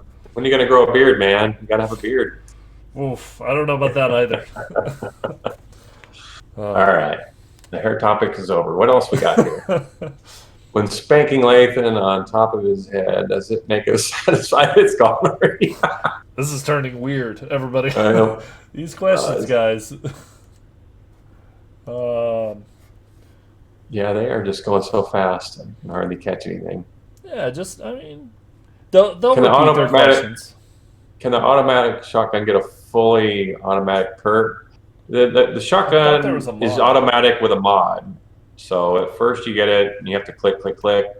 But it has a huge magazine, holds a lot of rounds, and you can install the drum magazine mod on it. But you put the trigger group in there, and then it's fully automatic. Thoughts on Steam Mod Workshop support or mod support in general? We've already said that we're going to put in Steam Workshop at some point, just not in 19. Lathan, they want me to give you a knuckle rub somehow, but you're clear over there. They want. I think they're a little bit too excited about the knuckle rubs. Everybody needs to just calm it down a little bit. Let's see. Stack the candies together so you can pop the no fall damage and the lockpick. Yes, you can stack candies. You can stack 3 of the same one, and you can take all of them at once if you have them, and they're all going to work. Vehicle mods is not this alpha. Hopefully, Alpha 20 will get to that. Yeah. I've got a bunch of them designed, and we were going to do them, and it was just like, we've got too much stuff we're trying to do at once. Let's focus. And I'm glad we did. I'm glad we punted on those until later because we just had too much to do. This alpha got pretty big. It's a huge update, actually. Are you going to add a craftable Lamborghini? I do not believe so. With the kind of clearance they have, I don't think they'd be very functional in the apocalypse. And do you really think that you could just rummage through a few broken houses and then put together a Lamborghini? I mean, just...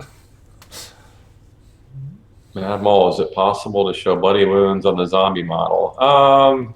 It's possible, but I don't know if we'll take the engineering time, to put that in. It's just everything's possible, but it's one of those things where, we've got a lot of other higher priority things, and that's just, it doesn't really add anything you can do. And I think a lot of players want to see stuff you can do. I mean, yeah, the more immersion, better graphics, all that stuff's amazing, but there's still core things we want to do, like put bandits in, and so I don't see us doing that right away. It might happen at some point, but yeah. What else do we got here? Lasman, the zombie stumble, that's going to be shown on Monday. We haven't shown that yet. Yeah, we haven't, but that's actually on their agenda for Monday. So very cool. Yeah, you all will really love that. You'll want to see that stream because that is just awesome. Yeah. We have passenger shooting ability in the 4x4. Most likely, that's probably going to come at some point. That's something we've always talked about. That would be really cool, and I would love to see that happen. So probably. Will we get a dev kit for making mods? If so, when it's done, and probably after the game goes gold. We're not going to do too much with mods because the game's changing, and your mods probably break every new alpha update. So once the game goes gold, we're going to do Steam Workshop support is the plan, and then at that point, some kind of SDK and documentation will be released, so you guys can really get into that.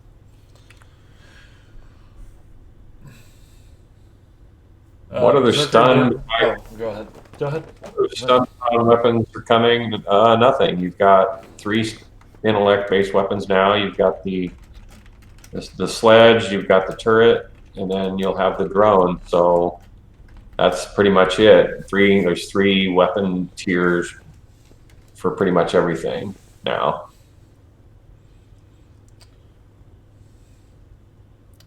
Will we get expanded hotbar? I do not believe so. Madmole, show us your Arnold flex. I'm not flexing. You can go to Twitter or Instagram and see my latest flex. Actually, I put one up yesterday on Instagram, so there you go. Can we use Paint to add custom labels to storage crates? You can still do the stuff we've always had in there. We talked about a new paint system or a crate labeling system. We haven't really, nailed it all down, but I think it's something to be really versatile and everybody would like. And I'd like to get that in. Yeah. So we've got some cool plans, but we're not going to get into the details there because we haven't even hammered it out. But we've got some fantastic ideas that everybody's got, and we just have to kind of like sit down and get it nailed down on the design there. So I do not believe we're going to ever put back in press E to pick up to harvest. I see a lot of you putting that for like harvesting plants and stuff, and I don't think there's any plan of bringing that back. I think we're going to get rid of press E to pick up anything. We're talking about it. So the first rock you find, you'll harvest it with your fist or an axe. You just punch everything, because all it really does is add this layer of confusion of how you get things in the game. And we talked about just completely doing away with it, except, and for your workstations, you can get those with a radial menu and stuff. But like all those chairs and things that are just sitting there, we've talked about you can just harvest that if you want to grab it. It doesn't really do any.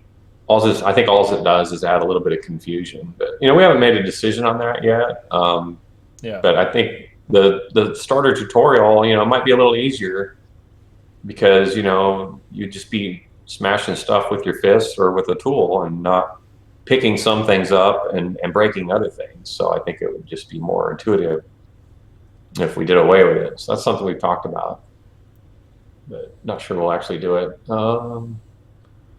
Let's see.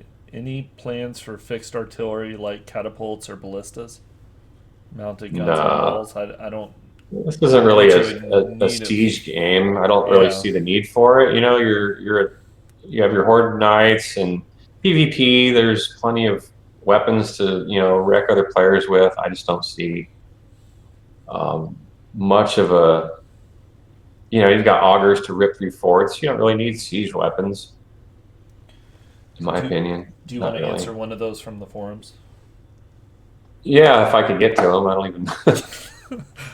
Let's see. Is it screenshot that I sent you on how to get?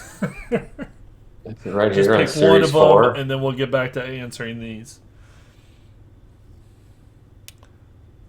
Let's see. Any chance to see the ability of knocking down Zeds with your legs, like a kick button? I don't think so. Like I said, that's adding new keys, new functionality, and I don't see us going there. We don't even have a leg model, so probably not. So for those of you asking about the zombie health bars, that's actually been in there for a whole alpha. You just have to turn it on in the XMLs. It won't be something that's. I don't believe that's going to be something that is just in the standard vanilla, but it's something you can just uncomment and turn on, or I think it's a setting inside the XML. A lot of these we kind of talked about already. Like Cage is wanting us to show ISS, which we kind of did. Yeah. We talked about that. Will Bandits be in Alpha 20? Not sure. Maybe. It's just kind of like we'll see how it goes, and it depends. If they're ready in time. If they're not ready, they just we'll keep pushing them back until they are. But we're working on them a little bit. Very important question here. Hold on. When are we going to get a pimp cane? A pimp cane? Isn't there? Oh, there's a pimp candy cane in the game already. The actual pimp cane. They want the cane. They want the pimp hat. It does feel fitting, but no pressure. That sounds like an awesome DLC to me. That does sound like an awesome DLC. Get the pimp hat. How much is it worth it to pimp you? Cane, shotgun, pimp hat, pimp sunglasses, pimp outfit. Yeah. You get this backhand attack whenever you. The special backhand Instead perk. of the punching, it's like a different way of using your fists. When will we get a wrist slot for wristwatches? We will not, gnomes. I don't think we're going to add a wristwatch slot. That's a way overkill. What? DLC for knuckle rubs. Oh, man. The knuckle rub DLC.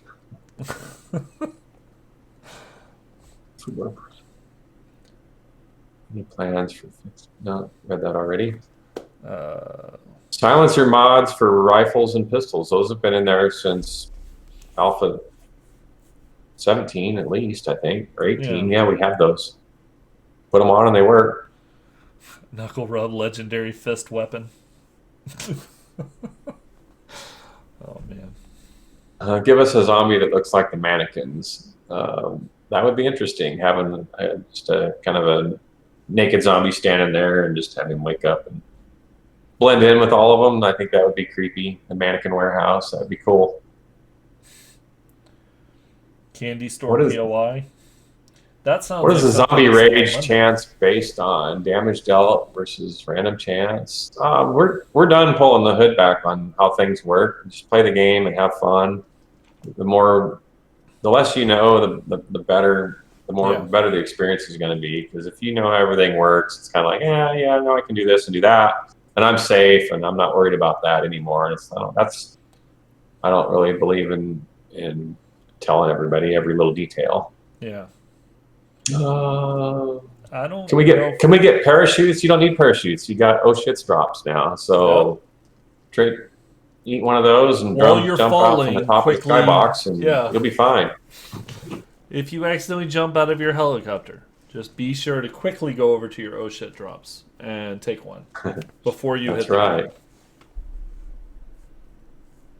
Well, new models for crops come in the next alpha. I don't think we need new models for the crops. I think most of them look pretty good. There might be a couple that look kind of old and potato looking that we might need to address, but a lot of them have been done. We're going to kind of hit them all with a PBR pass, so they'll get a little bit of love.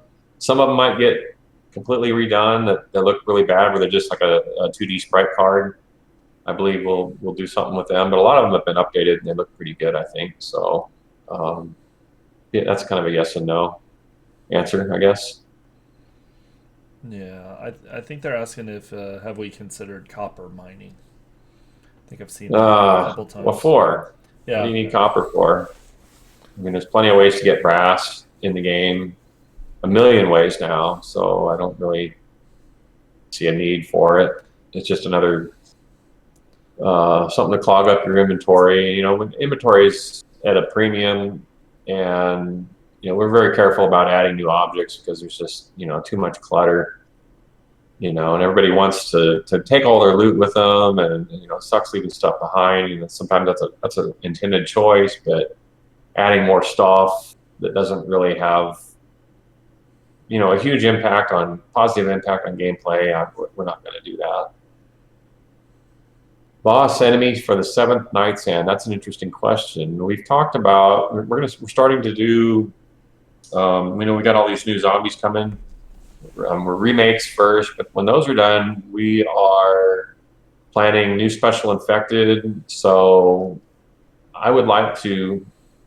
We'd have to kind of change how it works, and I don't know if we're going to do this, but what I'd like to see happen is you get a different kind of boss zombie, or introduced to a new special zombie every 7 days. So every Horde night, there's something new to look forward to. I'd love to see that happen. I think that would be good for the game. And then that way, maybe you wouldn't know what's coming, but you're definitely getting an interesting new challenge every 7 days. We could start out with, just regular zombies on the first horde, and the second one maybe you start seeing spiders. The third one fat cops, and then maybe start seeing some special infected, and just so on and so forth. But I'd like to see, the new special infected. We want to do. We want to code in special behavior and AI for these guys so that they're not just, and we're going to probably do away with the radiated ones, and we'll just have really cool, use that texture space on awesome, scary, special infected zombies that, they look visually compelling and have interesting behaviors that players need to figure out and overcome.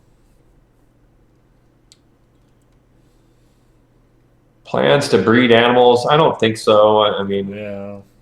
I love Minecraft, but it's like that game lags when you get too many animals. So we have to be careful about adding anything that's just going to make the game too easy. Because if you've got an endless supply of meat, I don't know. Maybe we'll do a chicken coop someday. We'll see. Something like that where you could just get eggs, maybe. But if you're completely self-sufficient, Yeah. I think that takes away, the fun of the game. It's fun building that stuff, but then it's kind of like, well, now what do I do? Yeah.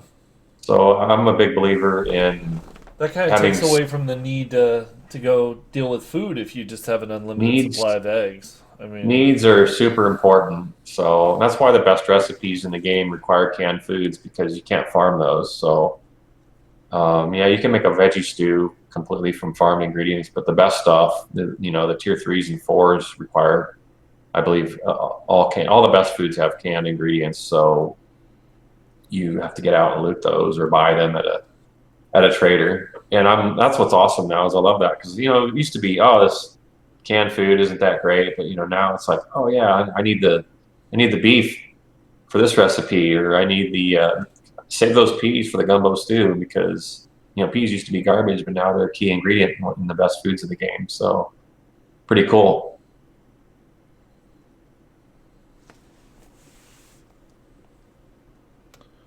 Let's see. Any plans on updating the UI?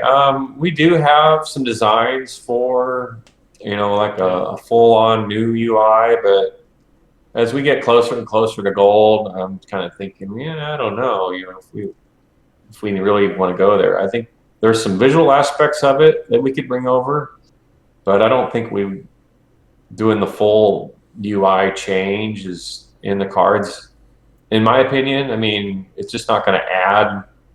It'd be cool. It would be cool that the time it would take to engineer everything to get the new UI to work would push back other things.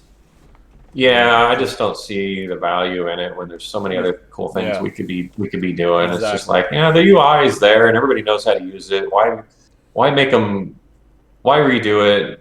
It might be 10% better, it might be 50% better. Who knows? But it might be worse for some people. It's like, we can make it visually look a little better, give it kind of a facelift, I think. But doing the full UI change, I don't really see us doing that. Not with all the other things going on, and every alpha takes longer than you anticipate. So, and it would just eat up, multiple people's times that they could be spending on other features that we would, you all would care more about. Yeah, anytime you work on one thing, you're moving focus away from other aspects, and we always try to pick the things that we feel are going to have the most impact. And we're working on usability and quality of life features a lot lately, because everybody's going to take advantage of those. So I love the new Lathan. You did that, the buff pop out. You click the hyperlink system. We kind of started on that in Alpha 18, I believe. We put in the hyperlinks for the perk or the recipe, and that was great. So now we've got them on your buffs. Yeah. It's like, what's wrong with my guy? So I can click on this, boom, pulls open the status effects page, would be good. Highlights what's wrong. Usability stuff is huge. It's just quality of life. Those little things, they add up a lot and just make the experience so much better. So. we're big on quality of life and polishing things up. We're really putting a lot of those on the roadmap lately. I don't believe we have any plans to add a weapon jamming feature for low durability weapons, but I could be wrong. I mean, Joel, if you want to answer that. No plans for it. I mean, we've talked about it, and the more I think about it, we probably won't do this either. But I kind of feel like maybe putting in, and I have to see how everybody else on the team feels about it, but maybe putting in perma degradation would be interesting, because then you would only get so many uses out of your item, and then you'd have to go get a new one instead of once you get that sweet item, you're done kind of thing. So I don't know. We'd have to play around with that a little bit and talk about it, but I always thought that might. It could be kind of cool. Like you get to repair an item, let's say 3 times or something. Mm-hmm. It just breaks after that 3rd time. That would. Yeah. I don't know. What do you all think about that? I mean, it would be different. I mean, I understand. I mean, you kind of go through stuff, but yeah, I mean, it would be like, well, I need to find some shotguns to. I kind of saw that coming. Yeah, maybe with parts, you could repair your weapon to 100% or something, but with the repair kit, you only get 50%. I don't know. There's a million ways to. Well, they're pretty split. There's things. Please God, no. Please no. Thank you. Yes, and it's a probably awesome. No, because it's a new thing, and we're not too big on putting new stuff in that isn't been talked about and hasn't been planned for quite some time. And we're pretty good about sticking to the list lately, but it can always go in as a mod. I think that'd be a great mod too. Just to kind of like mix things up. So I always want to make the game harder, but I got to remember. I've been playing the game for 15,000 hours where, got to think about those new players that don't want that completely hardcore experience. So, let's see. Zip lines, I think, are still a no. Nah, we're never going to do those. Sorry, Roland. I know you want them. I mean, one of the main problems with that, you could set up so you could have 2 zip lines that are just like from one building to another building and use that to get around the blood moon. I mean, just by going, and I mean, the most we could do to stop you from doing that is to cause like there to be a chance like the zip line breaks or there's a chance that you fall. But then if we do that, then what's the point of having them? Because nobody's going to want to use them. I mean, there's just to balance it, to make it where it's not just this unfair kind of cheaty way to get away from the horde. We just finally got it so vehicles are not going to be guaranteed get away from the horde kind of thing solved, and we don't want to add another one that we have to solve again. So and what does it really do? I mean, you can build walkways, you can build bridges to go places. You can build forts that have the same effect as a zip line. So I don't know, and you can get in a helicopter and fly anywhere. So. I just don't see it as, it's not really filling any particular thing. It's just, like I said, you can fly away or get in a vehicle and go places. I don't really, it's kind of cool, but at the same time, there's a lot of other things that we really want to focus on that we did promise people. So it's one of those things that would slow us from going to gold, slow us from putting bandits in. Everything you put in, no matter how small and how insignificant it sounds, almost always ends up having some bugs and blowback down the road, and it just takes time. So we got to be really careful. It's we've added a lot of features that we didn't plan on just from community feedback, but at this point, we're kind of like, well, we've got to really be careful and stick to the roadmap. And focus so that we can finish in a decent time frame, because a lot of people want us to go gold. A lot of people are fine with this being an alpha for the rest of our lives, but we kind of want to go gold and move on. We've got a couple other games we're working on as well. Low kind of back burner stuff right now, but we want to finish. 7 days is our top priority right now, but eventually we need to finish it, and so it's all about what do we absolutely need. What's going to make, anything that makes the experience feel incomplete. I think those are the areas we're going to tackle. And, quality of life, obviously bugs and performance are going to happen yet. A lot of those things are going to improve. But yeah, I think we're always looking at quality of life stuff right now. You're probably not getting working elevators, guys. I'd love to see that. I'm a big guy at building the epic mega bases and castles, and I love that kind of stuff. But it's like I can just use stairs or whatever. Yeah, we have something that works like an elevator. You just have to hold W whenever you use it. It's called a ladder. You just kind of get on it and just go up.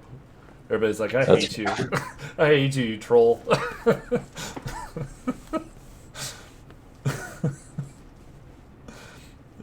Oh, boo, Lathan.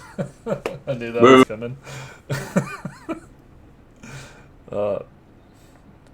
Okay, Hoopty, I don't know what slippery slope exploit you're talking about. So, I mean, I see that you're repeating it. If it's an exploit that nobody knows about, please don't share it on the thing. Just send a message to either one of the mods or something. But someone's asking about plans to make it possible to throw multiple spears from the same quick slot. I'm not exactly sure what you're talking about, but we do want to fix it so that items of the same type have their own anchored slot in the hotbar. So if I have 3 spears and I throw them all, spear 1's always going to go to slot 1, spear 2's going back there, spear 3's going here. Right now, it doesn't know any difference between your purple spear and your green spear, and it mixes them up. So yeah, I do want to see that get added or fixed at some point, and hopefully that addresses your question. So what else have we got? How likely will the junk drone be held back to A20? We can't answer that right now because we just need to see how it goes. I mean, we just don't know. I mean, there's a good chance that it's not going in the first experimental. That's probably going to be the situation. But I'm hoping that in one of the, one of the other experimental versions or post-stable patch even, that we can get it in there. It's just a matter of, this thing has to be a certain quality for us to put our name on it. It's not quite there yet.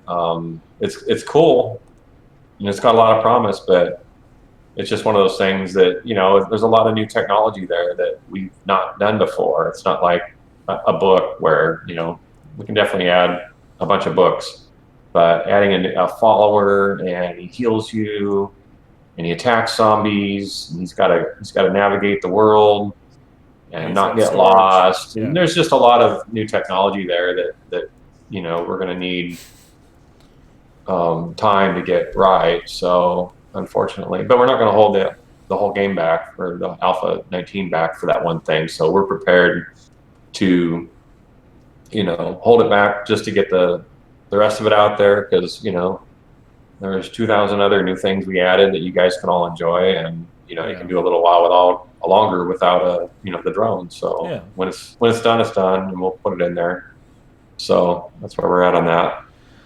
I don't believe lock picking doors is coming, because I thought the whole thing with that is, we have certain paths through all the different POIs, and I think that would break the pathing by letting you be able to lock pick certain doors, and then they'd have to go through. And I mean, the POI guys could probably talk a little bit more about that on Monday.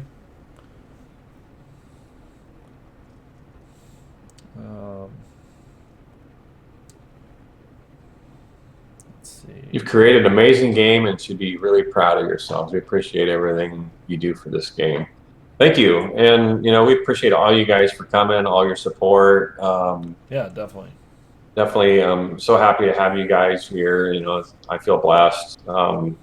We've built a great game, but more importantly to me, we've built an amazing team. We've hired a lot of people, and we're really, we're growing, and it's an exciting time to be working at the Fun Pimps, because we've got a lot of great fans. There's so much excitement, so much passion on the team. I just feel blessed every day to get up, make a cappuccino, and sit down, and it's like Christmas. What are the programmers doing? What are the artists doing? Oh, look at that. There's so many cool things going on.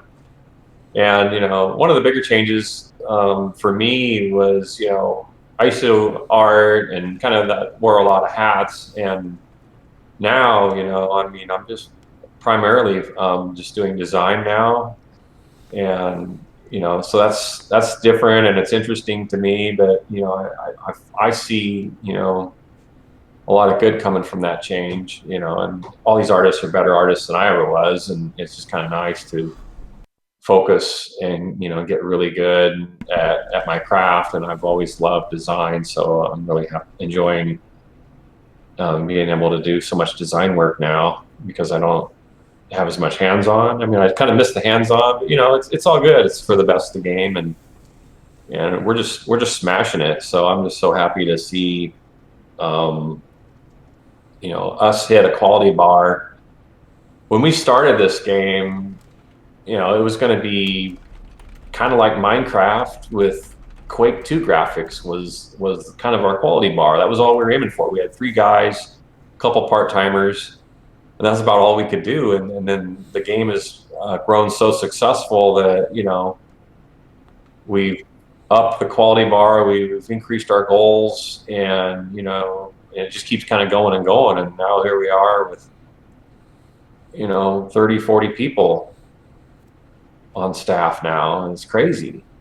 But it's so cool. And like I said, I feel blessed and working with the best bunch of guys that you can imagine. So it's a great thing. So, it's just feels so good to be able to deliver, kind of when I first kicked off Alpha 19 and I started testing it, and I saw all this new items and the new lighting and new zombies coming at me, and wow, this new music and the traders, and oh my gosh, it was kind of overwhelming, because I'd always say this, and this is the best alpha ever, but again, this is the best alpha ever. So it's pretty amazing. I mean, I do kind of hope that we're always getting better and stuff.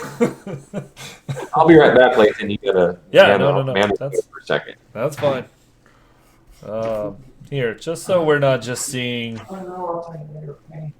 Here, we're gonna do that for a moment. We'll bring him back in just a moment, everybody. So let's see. Would this project be more fun with just 3 people building it? No, it wouldn't. Any intent on adding in hidden doors for base building and secret rooms and POIs? I do not believe so, but that is a question that would be great for Monday. Let me see. I do not believe there's any plans for a multiplayer clan system. I mean, Madmole can answer that whenever he gets back. I'm pretty sure there's nothing. Space, yes. Big Mama is in. Yes. Here, I gotta bring you back. Well, I mean, they can hear you, so. Oh, but you can't hear me, so. Okay. I am back. Andy's back, everybody. Great. Look at that. Now you can stop talking shit about me because I can hear you. Okay, everybody. just keep it cool. Nobody tell them what we said. I'll watch it tomorrow and find out, bro. I'm going to cut that part out. That's so weird. I wasn't gone for any time at all. They were asking, there was one question about a multiplayer clan system. I said that we had no plans in that. I just kind of assumed. But I said you could answer that. Probably not. No, I don't even know. No real plans on that. I mean, there's other guys on the team that are more focused on the multiplayer aspect than I am.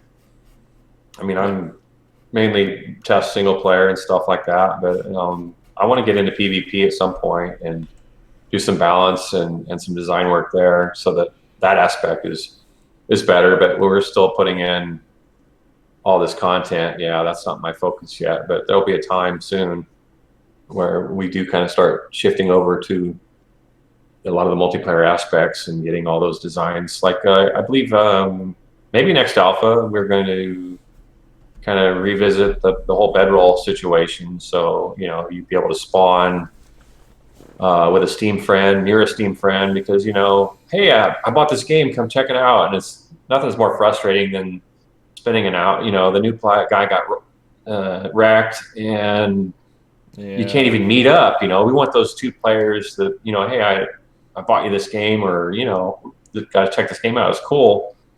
We want those two players to be able to meet up instantly and quest together and play together. And so we're going to make that easy. We don't know how we're going to handle it yet. It might just be, you know, a bedroll system where you can use a bedroll of your buddies, you know, or he could put one down and gift it to you. However, you know, we haven't really figured it all out yet, but you know, it might just be a Steam that you friend. Can go together easier than the normal. We're going to make that so you don't have to walk 3 kilometers and maybe die 5 times before you even meet up. And it's like, well, my 2-hour gaming window's up. I got to go put my kids to bed now. So this game wasn't any fun, all because of something like that, you know. So we kind of want to. We're looking at those use cases and situations, and we're putting our heads together and coming up with, you know, ways to make all that stuff better, so that, you know, new players are able to enjoy the game a lot easier. You know, let's get rid of those use cases where, you know, it's just no reason for it. So that's something we're going to tackle. And personally, I like having you know, games that'll let you have multiple bedrolls and all that. So it's cool. Okay, so what do we got next here? Is there a chance to see the harvest animal perks to be with the animal tracker perks? I guess to combine them together. Oh, they're so cheap. I think you can just buy them both. Yeah, we're okay with it. It's down to like 3 perks now, so, you know, buy them both. Especially now that it's less perks. That shouldn't be huge. It doesn't need to be merged, I don't think, because there was only 3, and, you know, with a couple ranks of, you're probably pretty good anyway. A lot of them I never max out, but I get 1 or 2 ranks just to kind of get a little bit of that going on, and then later I'm going to have more levels, I'll buy it. But that's another thing with the reduced ranks. You get more stuff at, you know, you get more quality for more bang for the buck, so to speak. So if you only need 3 to max out Animal Tracker, there's another 2 that you can spend on something else for basically free that you would have had to spend before on Animal Tracker. Will they add a helicopter in the future? We have talked about it, and I think Sean wants to do it, but, you know, we'll kind of wait and see. I think we want to get, you know, the vehicles we have all done, buffed out, mods, and maybe even like the critical vehicle system we've talked about a little bit. We'll see how the ISS goes over with people, and if that's a big hit, then maybe we'll do something similar with vehicles where, you know, you smash your truck into a concrete pillar or something and wreck it. You know, maybe the radiator goes bad and you have to go find a radiator to fix your vehicle. And so it won't just be repair kit for everything, and won't be quite as OP, and there'll be some interesting stories. You know, I always like, everybody likes a good story, and it's like, what, this game creates so many cool stories. You know, I could just tell and talk about all the interesting things that have happened. You know, I fell down on a floorboard and I broke my leg and I had to hobble home and it was getting dark, and, you know, imagine, you know, it's just like all the stories people have in real life, you know, oh, so-and-so got drunk and wrecked his truck, you know. I mean, that can happen in this game eventually, and I think that would be really cool and make for some interesting situations where, oh yeah, I wrecked my truck and had to walk home. You know, that doesn't happen right now. It's just like you just fix your car and you're on your way. And, you know, it doesn't even hardly take much damage yet. So I kind of want to make vehicles a little more. They're great and they're so OP. I think they need to have some downsides, but will be upsides too with mods and things like that. So anyway, are steel bullet casings coming back? No, you can melt your Dukes down to brass. So I don't really see a need for steel bullet casings. We kind of took them out because it was just overkill. What? Wretched Dolly wants to shoot me. What did I do wrong? Yeah, she asked if she can kill you in PvP. Oh, absolutely not. Nobody can kill me in PvP. I'm pretty much god tier when it comes to PvP. Now, I probably could be. I've never played this game PvP too much.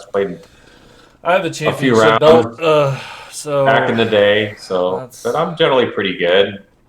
Especially, like if I went in now, I'd get wrecked, but you give me like a few weeks to like get pissed off and hone my skills, I would be horribly lethal to all you guys. That's my take on it. Once I focus on stuff, it happens. We are probably not adding shields. So I keep seeing the question about shields. I don't think we're adding any shields.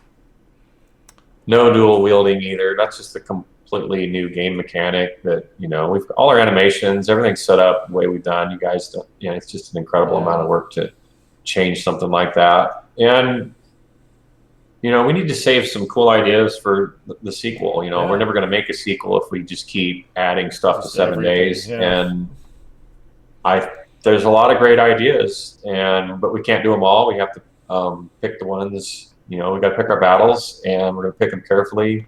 Yep. And sorry, probably nothing very crazy. If we're not doing it now, we're probably not doing it, other than the stuff we've already talked about, like bandits and some more quest types and the main quest line. Yeah, because it's really time to polish. And we're updating zombies. You're going to get a lot of brand new radiated or special infected zombies. Are all going to be redone, and those are going to look amazing, have unique behaviors. So we're committed to that, and bandits, and get the final quests in, and get the the main antagonists in the game. And is the Duke the bad guy? Maybe he is, maybe not. It all depends on your core beliefs. And yeah. I think that they're both going to have areas of gray that players can kind of relate to, or just depends. I think some will identify one group as evil, and the others will identify them as good. So it's just a matter of opinion. And what kind of quest types you want to do? We want those to be different, not just the same for each one. So. Yeah. And if you guys watched the first video of this series, we did talk about quest types and some of the plans for the future of quests. I mean, we didn't cover everything, but we did talk about some of the more cemented plans that we had. So I think we're gonna blow buildings up and do assassination stuff. Power. Yeah. Mm-hmm. Madmole YouTubing streaming gonna happen? I don't know. I mean, we're covering so much information here, and on these live streams, I really don't see the need to this time. I really intended to, but so busy testing and getting everything ready that it ended up just getting pushed back. And now, I mean, we've got all these live streams and all this content we're giving you guys. There's just, I'm not saying we won't do them in the future, but for this alpha, I don't see them happening. I don't believe we're doing an advanced forge. I mean, you can answer to that, Joel, but I would think to what? An advanced forge. I don't know. We might. I mean, I would like to see either the one we have, capable of outputting more. I mean, is that what we're really talking? Is just one that does like more materials? I would like to have more slots so that you can, smelt more than 2 items at once. I've talked about industrial forge, and it would have, okay, well that one 5 or 6. Bad. I mean, if you're 5 or 6 slots so that you can smelt more crap, and it's gonna forge faster, and smelt faster, and just be rocking. And then maybe give people a grill so they're not looking at a little campfire the entire game. I don't know what it could cook faster. I don't know. Mod slots slots. You would still have the same 3 mod slots as the campfire. It would just look nicer. I don't know. That's something. I think the industrial forge serves more purpose, but we'll have to talk about that some more. Yeah, but I do want to see a bit more late game stuff for players to do. A little bit more quality of life around your fort would be nice. I don't know what exactly, but probably an industrial forge. We do have that flamethrower trap sitting around. Maybe that thing would be kind of cool. But I think we're looking pretty good there on for the most part. We would like to redo the block shape menu. We've kind of got a plan there to kind of unify all the shapes so that you've got the exact same shapes no matter what you're building with. And so we've got some plans there with that. So there'll be a lot more quality of life stuff coming. I think you guys can plan on that. Let's see. There's a question. What about a speed up on scrapping brass in your backpack? I thought we just talked about that or something. I looked into doing that, and I couldn't get it to work. So we're talking about just making scrapping instant, because we're not sure how much value it adds, slowing that down. All it does is add a layer of frustration, I think, to most people. Exactly. Yeah. So I don't know. It's probably an Alpha 20 thing, but we started talking about it not very long ago, and it was too late. And we're kind of in content lock. That was like a week ago, right? I mean, we just talked about it. Like, definitely not time to make it into this one. Yeah. So, what types of special zombies are in the works? We don't really have anything concrete we can talk about. We've got a lot of ideas, and we kind of talk about things and then spend some time actually thinking about some designs, and then we get some visual concepts drawn, and then kind of once everybody's on board with that, then I think then we kind of move forward with stuff, and we gotta like to hear everybody's opinions on stuff. And I don't know how you guys feel about zombies wielding weapons, like we talked about, maybe a zombie with a sledgehammer. Is that too much for a zombie to do? I don't know. How are people going to react to that? I mean, I don't think it's bad.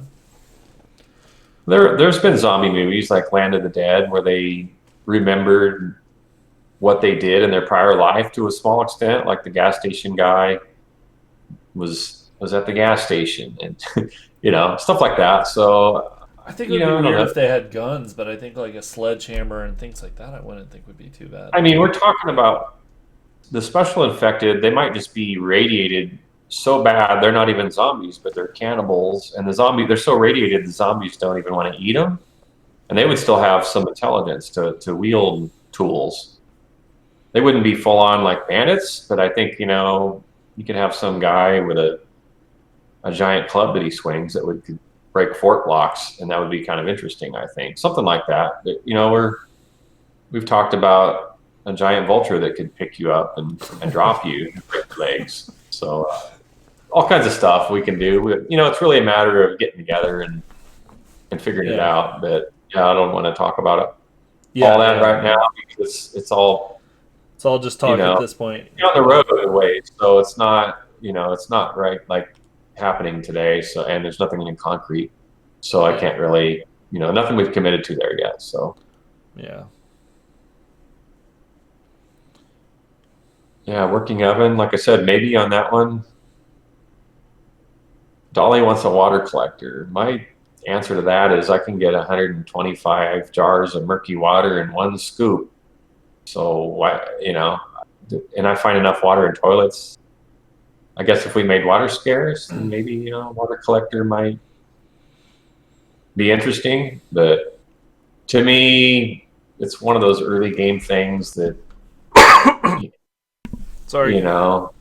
unless that was the only way to get pure water, then that might be kind of cool. I don't know. We'd have to think about it and how that fits into the grand scheme of things. But most people, they want to move on from early survival to to the more, let's get some, I want a better gun. I want to start building a concrete fort. They want that stuff. So I don't know how much time I want to spend on primitive needs. More build shape options. Yeah, everybody wants more build shapes, and I think we'll see those right now. It's just difficult to add because every block upgrade has to be added, and then so that it works and so you can upgrade it. And it's a lot of work hand coding all that in. And we've got a system design that would remove all that stuff. So you just put a shape in, and boom, it's added to the list and the menu, and it's available for every material from steel to wood. So that's how we want to do that. Why is the Crucible so hard to unlock? What items in the lore? Well, because you can find steel in loot and you can buy steel. Steel is, you don't need to craft steel. There's a lot of ways to harvest it. Did you know you can get it from vending machines? Did you know you can climb telephone poles and harvest the tops off of those? And they drop steel. And I think some of the workstations give you steel if you harvest them. So I think there's plenty of ways to get steel. You just have to be creative and get your wrench out and go harvest some. And actually, I bought some at the trader to craft my shotgun today because I didn't have enough. I'm not sure if you can mod in game music to add your own playlist. I don't think that would work.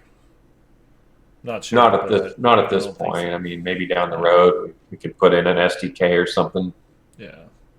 For that, but the music's pretty damn good. So I think it'll take you a little while to get sick of it. I think I like it. I love the new bass music. It's like I want bass music when I'm mining now because it's just so awesome when I'm at my fort and the bass music kicks in. You know, you put your bedroll down and it starts playing these nice tracks, and it's like, yeah, that's great. I want that when I'm mining too. So later on, if we add support for multiple bedrolls, I can put a bedroll in my mine and then have not be listening to the creepy ambience, but actually, hear my cool bass music there too.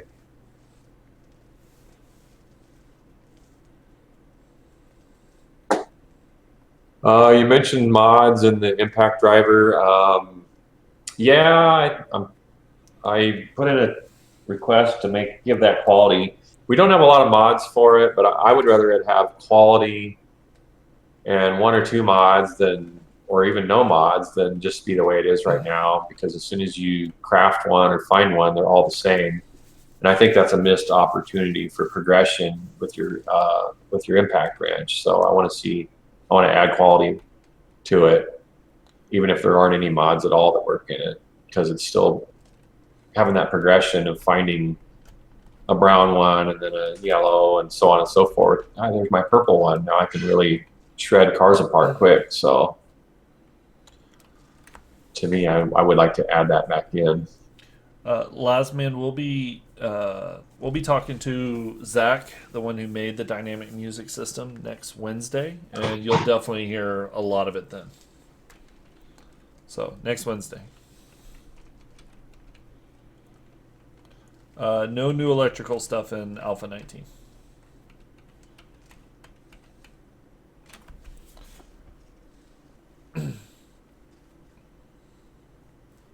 Construction workers, zombies dragging a length of pipe. Yeah, that's kind of along the lines of what we were talking about.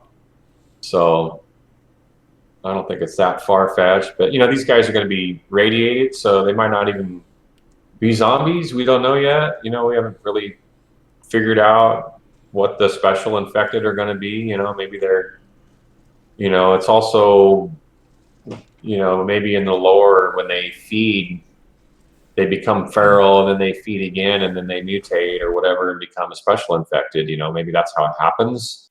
So maybe the ones that eat get smarter. It's maybe the ones that are just at a bloodlust that are really stupid. So we haven't really finalized the lore, but I think all that could make sense and would explain how some of the zombies have ability to wield crude tools and stuff or weapons, So I think it would be interesting though to have a zombie throwing around, a big hammer or something. I think that would be cool. Yeah. Be something different. How about fishing? I don't, we've talked about it. I don't know. It's just another mini game kind of distraction. We've already got hunting and so much ways to get meat that I don't really see that we need it. It would be cool, but I just don't know if we'll have time for it. And then, there would be a bunch of fish recipes we'd have to integrate, so it would kind of expand the whole system a lot, and I'm not sure we really need to. To me, the food system's feeling pretty fleshed out now. We've got a lot of different meals that you can cook, so I'm feeling pretty good about it. So might not mess with fishing.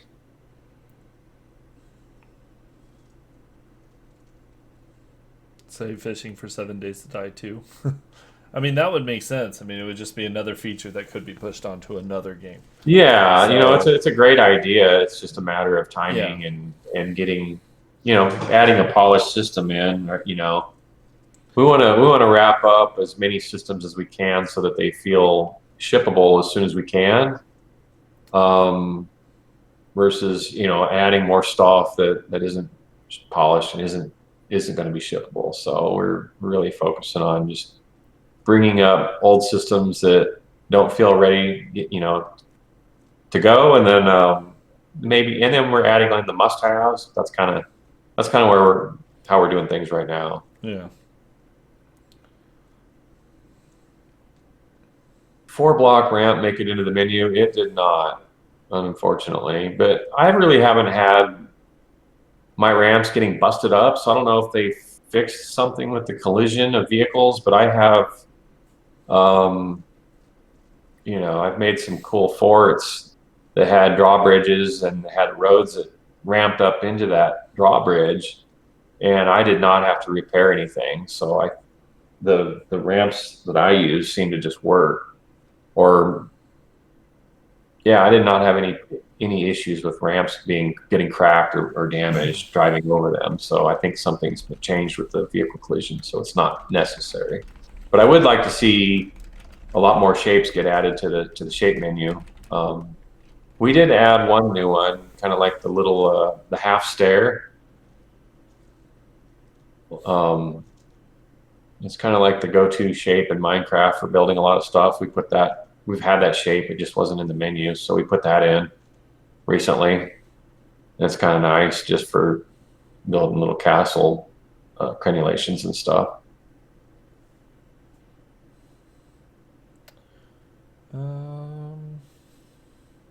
Thank you for the thanks, Ultimate Omega. I think it was your name. It went so quick. Music is awesome. Are we going to have a companion on A19? So if the drone makes it in, then yes. If not, no. Your friends are your companions. Yeah. Right? Yeah, just get your friends to play with you. Party up. You'll have a good old time.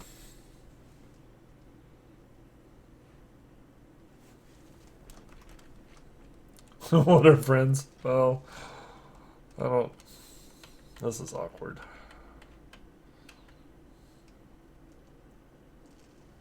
When is the casino getting added? That'll probably happen when you see the Duke. So maybe Alpha 21. I don't think the Duke will make it into A20 yet. Here's one. But we're getting going on that kind of stuff. I think you guys might see concepts and stuff. Sometime in the next dev cycle. Here's one. Can we put items on display such as weapons in the shelves or racks? I don't think so.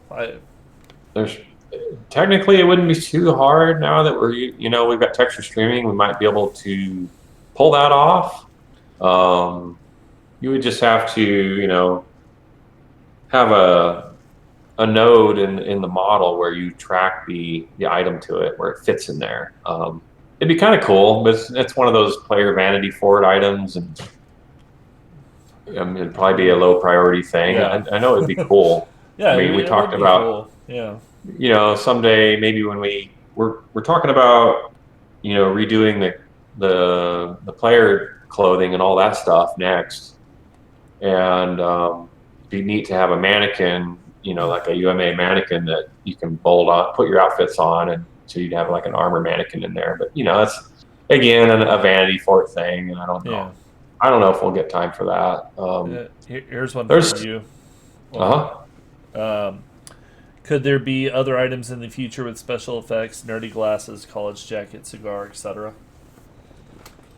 So any other items like that would give you? There might be, like if I was making a kind of a chart that showed all the effects, and on a big overview. So when I get a little more time, I'd like to look at that, and if there's any glaring weaknesses in that, like stuff that feels like a must-have, then the answer to that would be yes. If not, I feel like there's probably enough stuff in there already, but you never know. And somebody was asking earlier if we might add more perks. I think we might. I've got some ideas for a few more that could help, but I need to talk to the other team, the rest of the team about how they would integrate those. And so I'm not going to get any details there, but I've thought about having perks that require other perks rather than, so you could kind of do a little bit of nesting, like maybe you need shotgun rank 3 to buy this other shotgun related perk. And I thought that might be kind of interesting. And I don't know if we can technically do that though, rather than, right now I know we have, I think you can, because I think you have attribute requirements, but we might be able to have perk requirements. So I could do some other interesting perks with that, so you have to get to a certain level of like rank 3 of a certain thing, and then you can get these auxiliary perks. And I think there'd be some value there, but I have to see how that would integrate with the current game and how much work it would be. But anyway, those are just Madmole thoughts. That's all they are.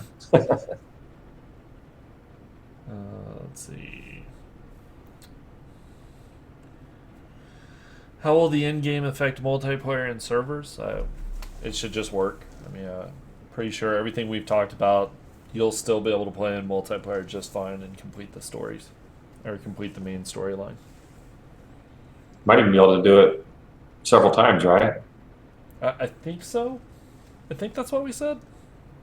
Mm-hmm. We've had a lot of discussions on this, everybody. So just nothing's let you know final. But I mean, it might be like a tier 6 quest.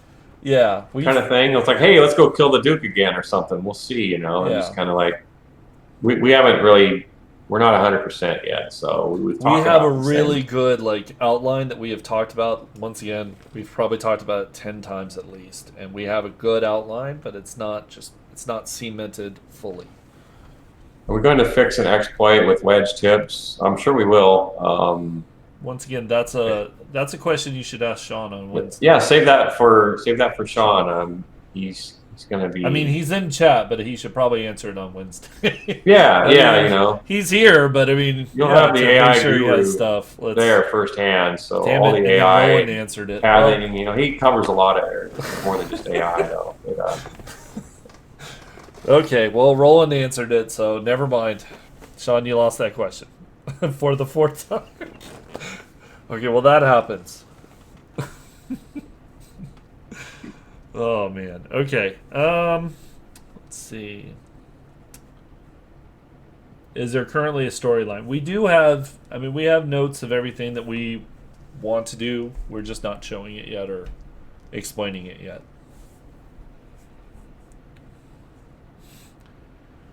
You can still ask him, he'll get the same answer. Yeah, if you ask the same question over and over and we keep answering it, it's just going to stay the same. Mm-hmm. Depends who you ask. Yeah. Oh, they've tried that. There's a couple people who asked the same question like 2 nights in a row. I guess they were hoping for a new answer. So, guys, my dinner's ready and my voice is about shot anyway, so I'm crackling. Perfect. So I think I'm gonna cut out. I want to thank everybody for coming and hanging out, and I invite you to come check out the other streams that are coming up next week. And anyway, thanks a lot for coming, and thank you, Lathan, for having me on your show, your channel. I definitely appreciate you being here. This was a lot of fun. Yeah. Yeah. Okay, well, here I will. And we'll be back to play what night? Is that Tuesday? Tuesday. We're gonna do some live play. So and Rick will be. You guys can try to kill me then. I mean, yeah. But cool. All right. Well, thank you, Joel. All right. Here, I'm gonna go to the solo screen, so now they can't see you anymore. And here, I'll disconnect. All right. So thank you, guys. Say something. We'll see you. Bye-bye. See ya. Okay, so everybody, I want to say thank you a lot for being here. These have been great, and I love the fact that we end up seeing the same people. I mean, there's a lot of you that just keep coming back to the different nights. I love that. I love that y'all are such amazing fans. I mean, it's just really great that everybody's so excited about this.